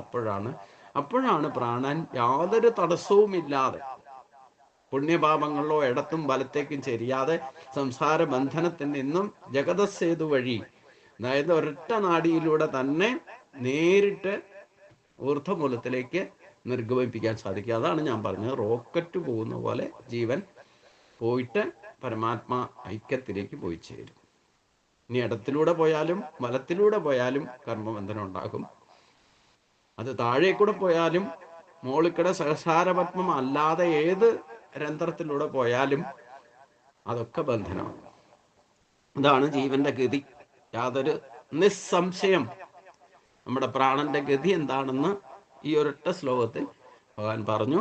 അത് നമ്മൾ മനസ്സിലാക്കാൻ വേണ്ടിയിട്ട് പറയുന്നത്. ഇതെങ്ങനെയാ ഇനി നമ്മൾ ശരീരം ത്യജിക്കുമ്പോൾ എങ്ങനെയാ പോവുക എന്നുള്ളത് എക്സൈറ്റ്മെന്റിലോ ഇല്ലെങ്കിൽ വ്യാകുലപ്പെടുകയോ അതിൽ പരിഭ്രമിക്കുകയോ ഒന്നും ആവശ്യമില്ല. ഇങ്ങനെ ഒരു സത്യം ഇവിടെ ഭഗവാൻ പറഞ്ഞു തരുന്നുണ്ട്. എന്തെങ്കിലും നമ്മൾ അറിഞ്ഞിരിക്കുക. ഇത് തന്നെ ഒരു അനുഗ്രഹ വകതിരിച്ച് മനസ്സിലാക്കാൻ സാധിക്കുക എന്ന് പറയുന്നത്. അപ്പോൾ ഗുരുവായൂരപ്പൻ്റെ അനുഗ്രഹം കൊണ്ട് ഭഗവാൻ പറഞ്ഞു തന്നിട്ടുള്ള കാര്യങ്ങളെപ്പോലും നമ്മൾ അത് വിവേചിച്ചറിയണം. അപ്പോഴേ നമ്മുടെ അനന്തരഗതി ശ്രേഷ്ഠമായി ഭവിക്കുകയുള്ളൂ. അവിടെയും ഗുണദോഷങ്ങളെ തിരിച്ചറിയണം എന്നുള്ളത് അർത്ഥം. ഭഗവാൻ പറയുന്ന കാര്യങ്ങളും നമ്മുടെ കാഴ്ചപ്പാടും നമ്മുടെ ഭാവനയെ അനുസരിച്ചുകൊണ്ട് അതിനെ വ്യാഖ്യാനിക്കും നമ്മൾ. അപ്പോൾ അതിൽ പരമമായത് എന്താണെന്നുള്ളത് ചിലപ്പോൾ കണ്ടെത്താൻ സാധിക്കാതെ നമുക്ക് വന്നു കഴിഞ്ഞാൽ ഈ അജപാജപമൊന്നും സാധിക്കാതിരിക്കും, വീണ്ടും ബന്ധനത്തിൽപ്പെടും. അതുകൊണ്ട് വളരെ സൂക്ഷിച്ച് കൈകാര്യം ചെയ്യേണ്ട വിഷയമാണ് ഈ ഭഗവാൻ പറയുന്ന കാര്യം. ഇതൊക്കെയാണ് അത്യന്ത രഹസ്യം എന്ന് പറയുന്നത്. മനസ്സിലാക്കാൻ വിഷമമുള്ളത് എന്തോ അതാണ് രഹസ്യം. അതും ഭഗവാന്റെ കൃപ കൊണ്ട് മാത്രമേ, ഈ മായയെ ജയിച്ചാൽ മാത്രമേ നമുക്കിത് മനസ്സിലാക്കാൻ സാധിക്കുള്ളൂ. ഗുരുവായൂരപ്പൻ്റെ അനുഗ്രഹം കൊണ്ട് നമുക്ക് മായയെ ജയിക്കാൻ സാധിക്കട്ടെ എന്ന് പ്രാർത്ഥിച്ചുകൊണ്ട് ഇന്നത്തെ ഭാഗം നമുക്കിവിടെ സമർപ്പിക്കാം. ഓം സ്വസ്തി പ്രജാഭ്യാം. അതിനു മുമ്പ് തന്നെ നമുക്ക് ഈ 5 ശ്ലോകങ്ങൾ ഒന്ന് പാരായണം ചെയ്തുകൊണ്ട് സമർപ്പിക്കാം. 41-ാമത്തെ ശ്ലോകം. ഭിന്നേ പഞ്ചാത്മകേ ദേഹേ ഗതേ പഞ്ചസ്സു പഞ്ചത പ്രാണൈർ വിമുക്തേ ദേഹേതു ധർമാധർമ്മൗ ക്വാ ഗച്ഛത. ഭഗവാനുവാച ധർമാധർമ്മൗ മനസ്സൈവ പഞ്ചഭൂതാനി യാനി ച ഇന്ദ്രിയാണി ച പഞ്ചൈവ യാസന്യാ പഞ്ചദേവത താശ്ചൈവ മനസാ സർവേ നിത്യമേവാം അഭിമാനത ജീവേന സഹ ഗച്ഛന്തി യാവൽ തത്വം ന വിന്ദതി. അർജുന ഉവാച സ്ഥാവരം ജംഗമം ചൈവ യത് കിഞ്ചിൽ സരാചരം ജീവേന സിദ്ധ്യന്തി സ ജീവകേന സിദ്ധ്യതി. ശ്രീ ഭഗവാനുവാച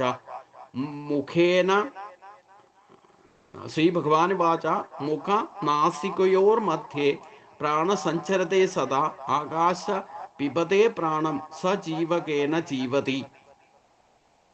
സർവത്ര ഗോവിന്ദനാമ സങ്കീർത്തനം. ഗോവിന്ദ ഹരി ഗോവിന്ദ.